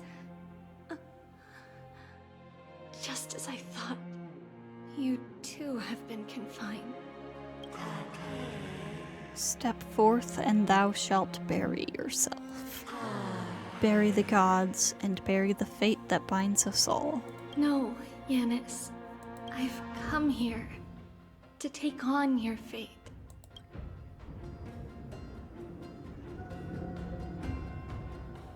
By the blood of the Lamb and the strength of my blade-wielding right hand, I am Tribbios, the listener, the announcer, and the witness of the prophecy. I, the Holy Maiden of Yanisopolis, the Walker of the Infinite Paths, have come forth to assume your duty. The one who guides the world shall see their souls shattered into 1,000 fragments, akin to glass crashing upon the ground. Just as I wished. This journey promises to be a long one, with 1,000 selves to accompany me. I'll never be lonely. Though thou bearest the core flame, thou shalt be far from the glory of divinity. Passages are forever associated with dirt, and even a mere mortal's blade can imperil thy very existence. No matter. My hands are not made for bearing arms. But my feet are destined to embark on a journey for the benefit of all. Yet the flame chase is a journey of constant loss, among which even life itself holds little value. Time decays the heart, the passages shatter the body, and the scales weigh the separation, until the end draws near. The one who bears 3 lives, art thou truly prepared? Without a doubt, Titan. Let the prophecy shatter me, so that I may open a myriad of paths for this imperiled world. Thus it shall be. Overthrow the gods, return the core flames.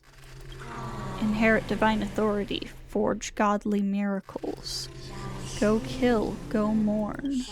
Kill my kin, mourn our fate.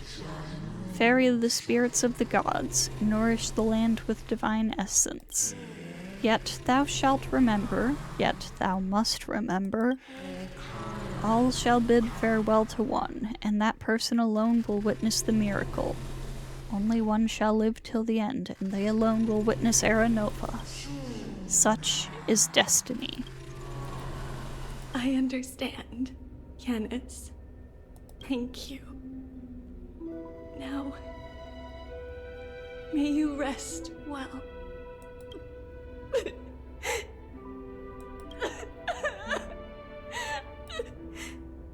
Mother, did you see that?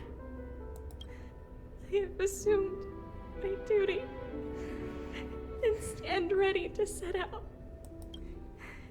We will step over the gods' corpses and wander among humanity, and thus we shall sweep apart Amphorius's pitch-dark fog.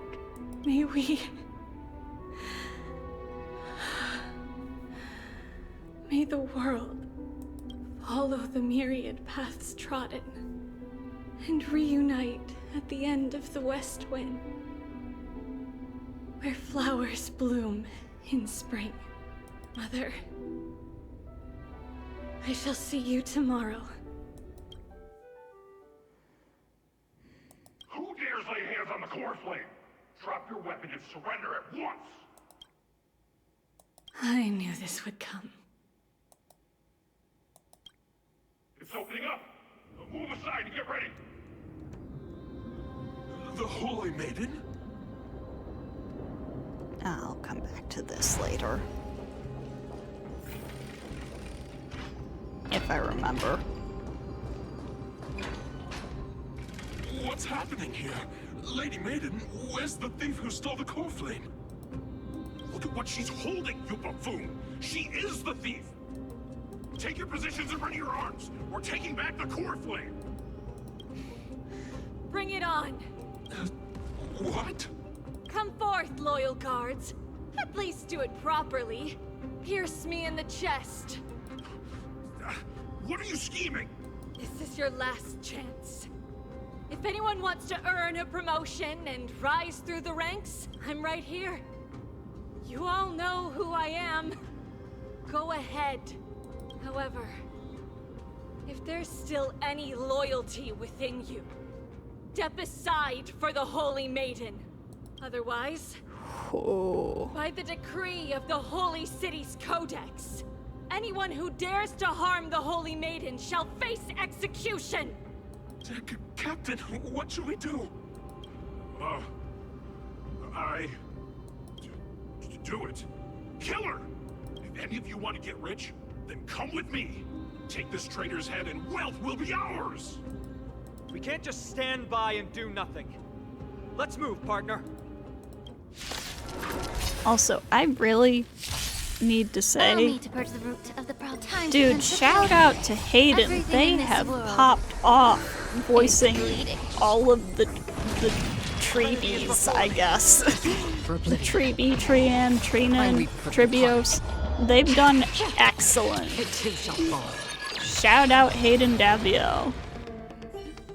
How's that possible? Could the Titan actually be on her side? That woman is the traitor! I should go. Let's keep up.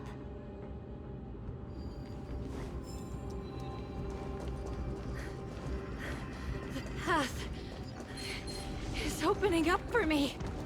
Oh no, you don't. Yanis, protect me. Get over here. Come on.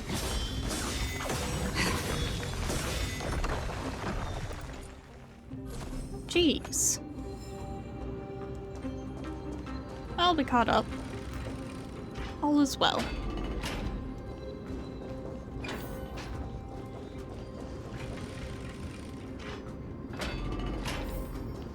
The main path is well guarded. What do I do?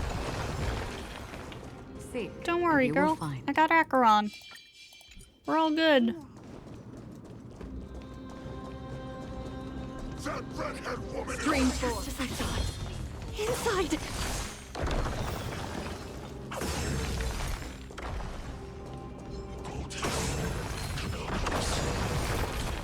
I'll take all of these guys. Stream forth. I got trick snacks for days. Don't forget to let your friends in on the action.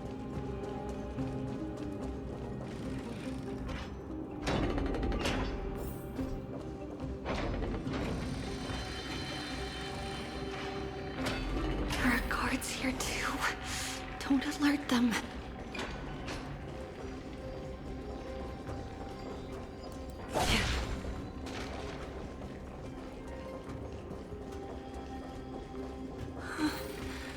Long last.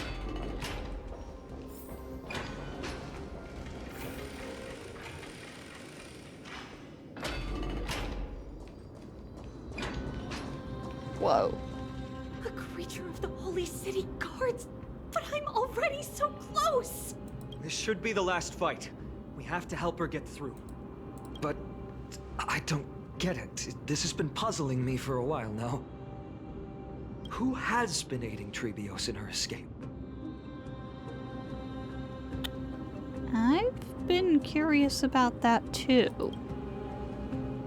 Well, history might be blurred by memories. Seeing how the whole city is hunting her down, she clearly had no allies. If she pulled it off alone, were we too involved in this process? Tribbios had been on her own since she entered the vault. But what did we truly mean to her? You'll find that answer at the end of this memory. In that case, let's focus on the mission at hand now. Let's do this, everyone!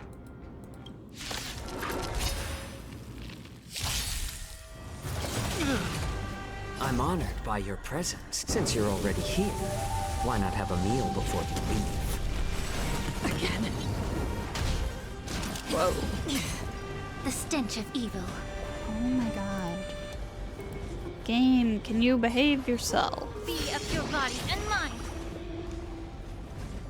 So annoying. I've heard the call. I weep for the departed. It too shall fall. Acheron go burr. And out farewell. This mortals. Watch over you and guide you on your path. Another journey begins on the still waters of oblivion.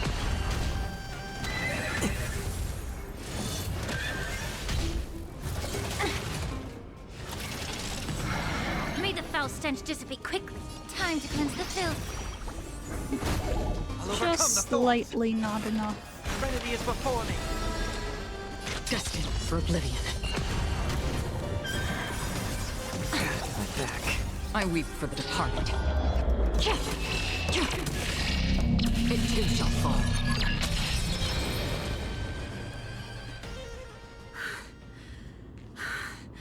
Finally, beyond this gate awaits a boundless world. This is where my journey begins. God of passages, can you see me? I will complete the path that you started. No response after all. Yanis, may you have a good dream. I can't stay here much longer. It's time to leave.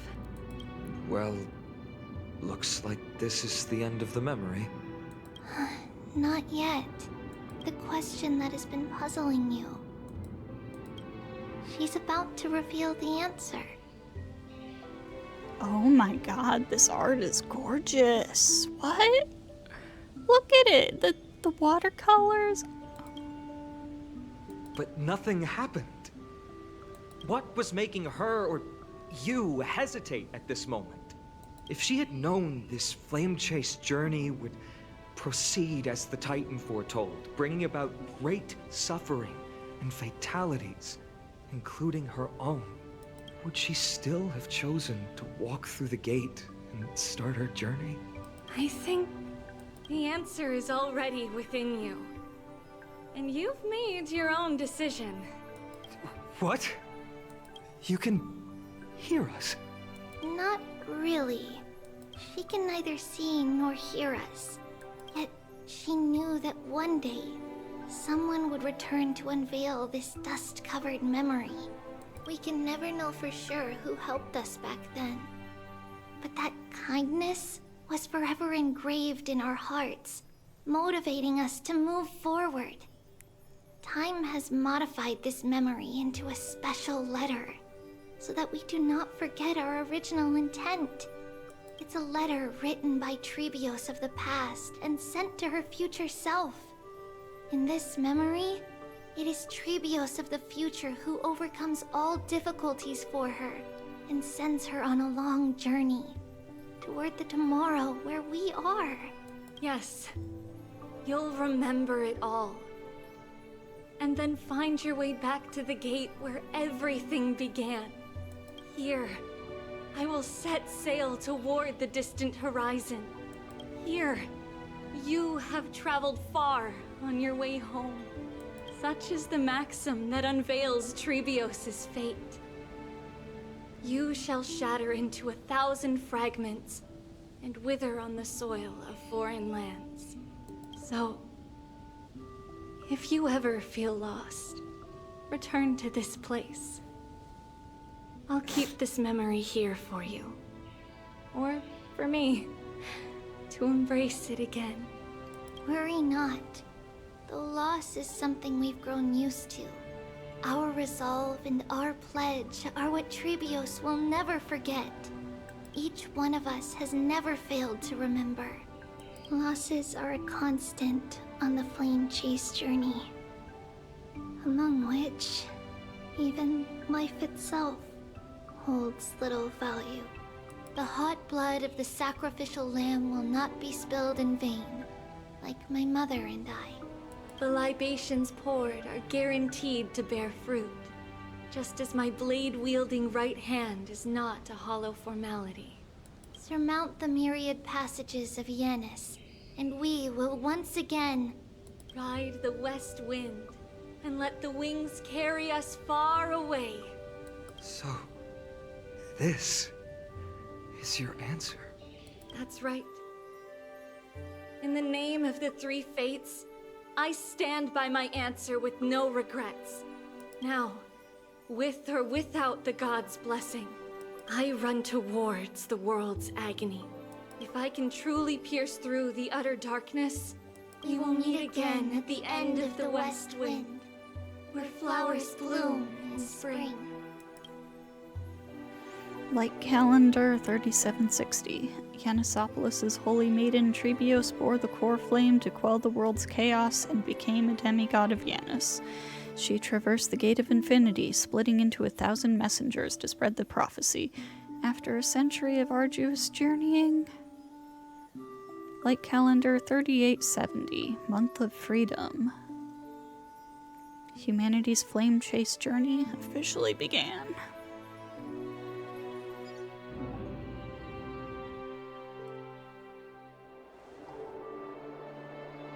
Lady Tribbie, do you still think that everything will be fine tomorrow? Yeah, that's what Trianne would say as well. With all due respect, Lady Tribbie, you know perfectly well that see you tomorrow is nothing but a white lie. I hope your toughness is not a mask hiding a lonely heart. Cass, that's not a lie. See you tomorrow is the greatest prophecy in the world. Prophecy? Listen, in every corner of this land, every heartbeat carries a prayer for that prophecy to come true. It may be that only a few heroes will bring tomorrow to the new world, but the prophecy of leading everyone to tomorrow belongs to all in Amphorius. But not everyone has the chance to see tomorrow. How can such words be called a prophecy? Because people believe it will come true, and they are trying hard to hold on to that belief. Even as the world teeters on the brink of collapse, everyone is pressing forward, longing to reach farther and move toward tomorrow. And that is why a holy maiden exists to lead the world toward tomorrow. and why Yanisopoulos' prophecy unfolds as passages. Fate is not about the outcome, but the journey. It's not the flowers that bloom at the end of the road, but rather the paths that lead beyond the gate, where people tread toward the sea of flowers. So, Cass, if anything is troubling you, just set it aside for tomorrow. There's no difference between demigods and mortals. The troubles we encounter can only be resolved by our future selves. Reflect through the long night. Wait for the dawn as you think. Then set off at daybreak. The hesitant part of us will be left behind in the dark, while the determined side of us will know no fear. Because that's how Tribbios has journeyed so far to spread the prophecy. Beckoning the morning sun, and the tomorrow it promises to bring. We will now continue the journey and face our destiny. We will step over the gods' corpses and wander among humanity. And thus, we shall sweep apart Amphorius' pitch-dark fog. And at the end, all will reach that silver-white shoal. That end of the journey, that new world and new tomorrow. It is a haven free from storms, cold, and heavy rains. No sorrow can linger there. We've made a promise to meet again at the end of the west wind, where flowers bloom in spring. See you tomorrow, Brienne. See you tomorrow.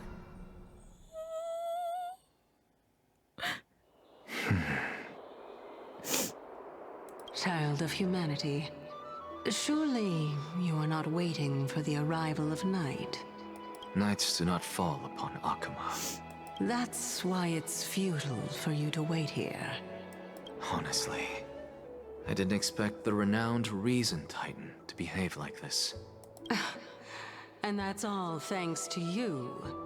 If your soul weren't as prickly as a hedgehog, I wouldn't have to act this way. If you were more accommodating, you wouldn't be opposing me all the time, and I could teach you more freely instead. It was you who insisted on implanting the core flame in me. Forget it. Cut the sarcasm and just say what you need to say.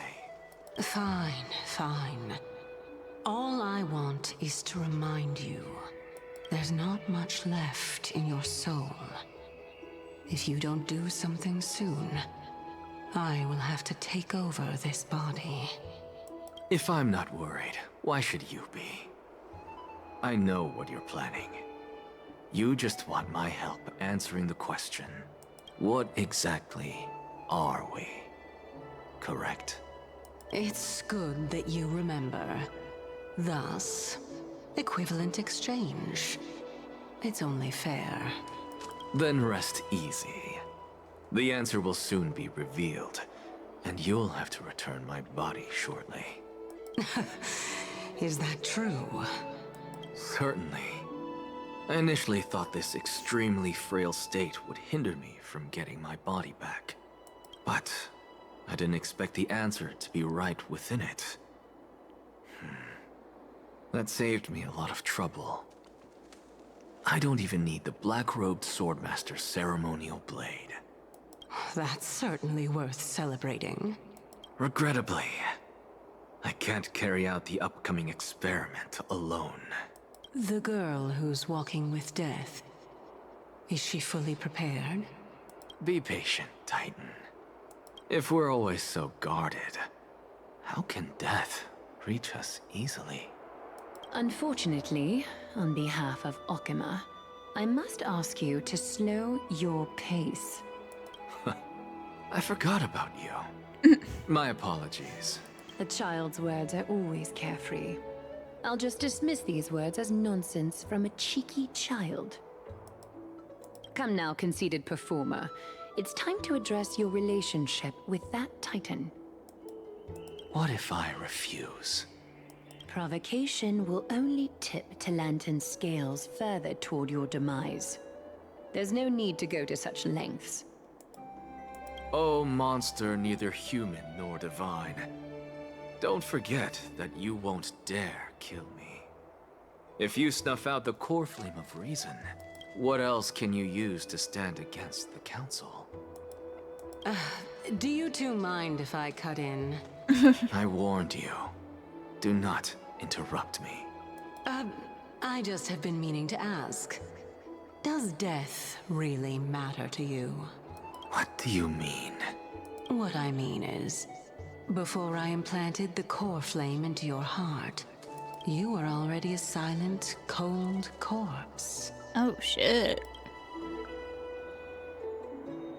I'm back. Finally have a moment to catch my breath. Want to chat? It's unusual to see Mem isn't with you. Let Mem rest. They've had a tiring past few days. Since they're not here, let me ask you. Are you really sure you want to take on the trial of Orynyx's core flame on behalf of the Chrysos Heirs? Yeah, I don't know. That doesn't seem like it should be for me to do. Still on the fence, it was Mem's idea. We've ended up at this point after all. This is probably a fate that Trailblaze can't evade. You should be extra cautious and watch out for yourself. Based on the experiences of those before you, the trial is no walk in the park. But what concerns me even more is that you'll further bind yourself to Amphorius.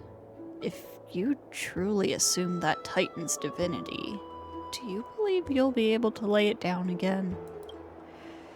Forget it. We'll deal with that when the time comes. No matter what happens, I'll be right there with you. Aw, how sweet, but where were you earlier? I got held up by two people in guard uniforms and ended up missing Trian's farewell ceremony. They said they were messengers of the Council of Elders and wanted to verify my identity. But I suspect we've been on their radar for a while, and they only made their move when you and I got separated.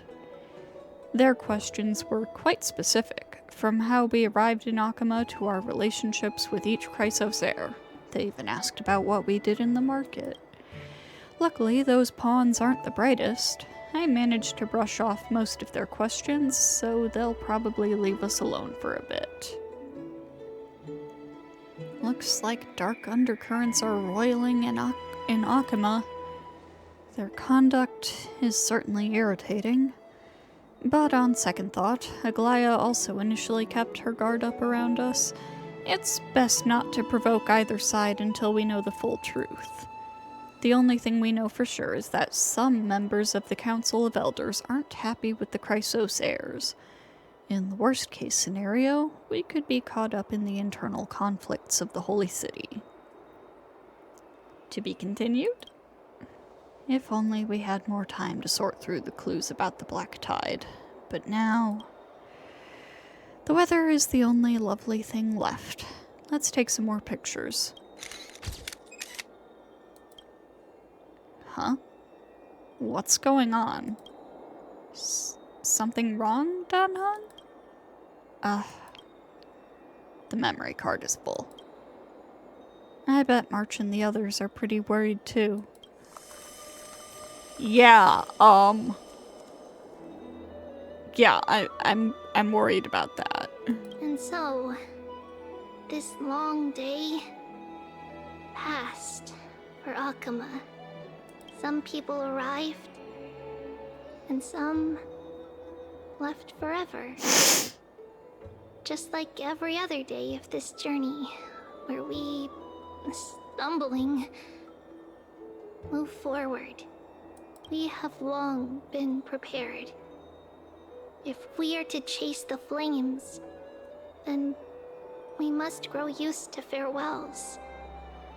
And yet, no one back then could foresee death. its arrival would always be so sudden and so momentous. Even little Gray, coming from beyond the sky, could not escape the Reaper's two hands. And what people gained and lost in that trial of death was far heavier than life itself. Well, next patch certainly looks interesting. Just like the destiny that the prophecy revealed for Cass, at the end of the Sea of Flowers, the souls of the living shall warm thy fingertips, and after an embrace, there shall be eternal separation.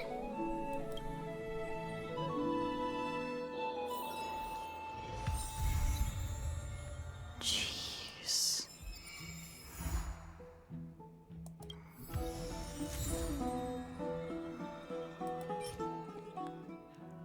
Oh, that's just mean. That's just mean.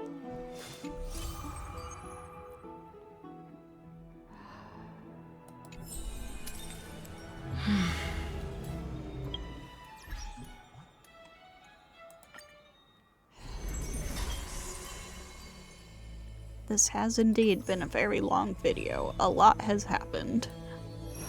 It is quite late.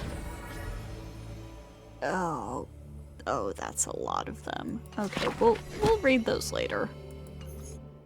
I think I need to wrap up this video here. Oh, jeez. I'll see you guys next time.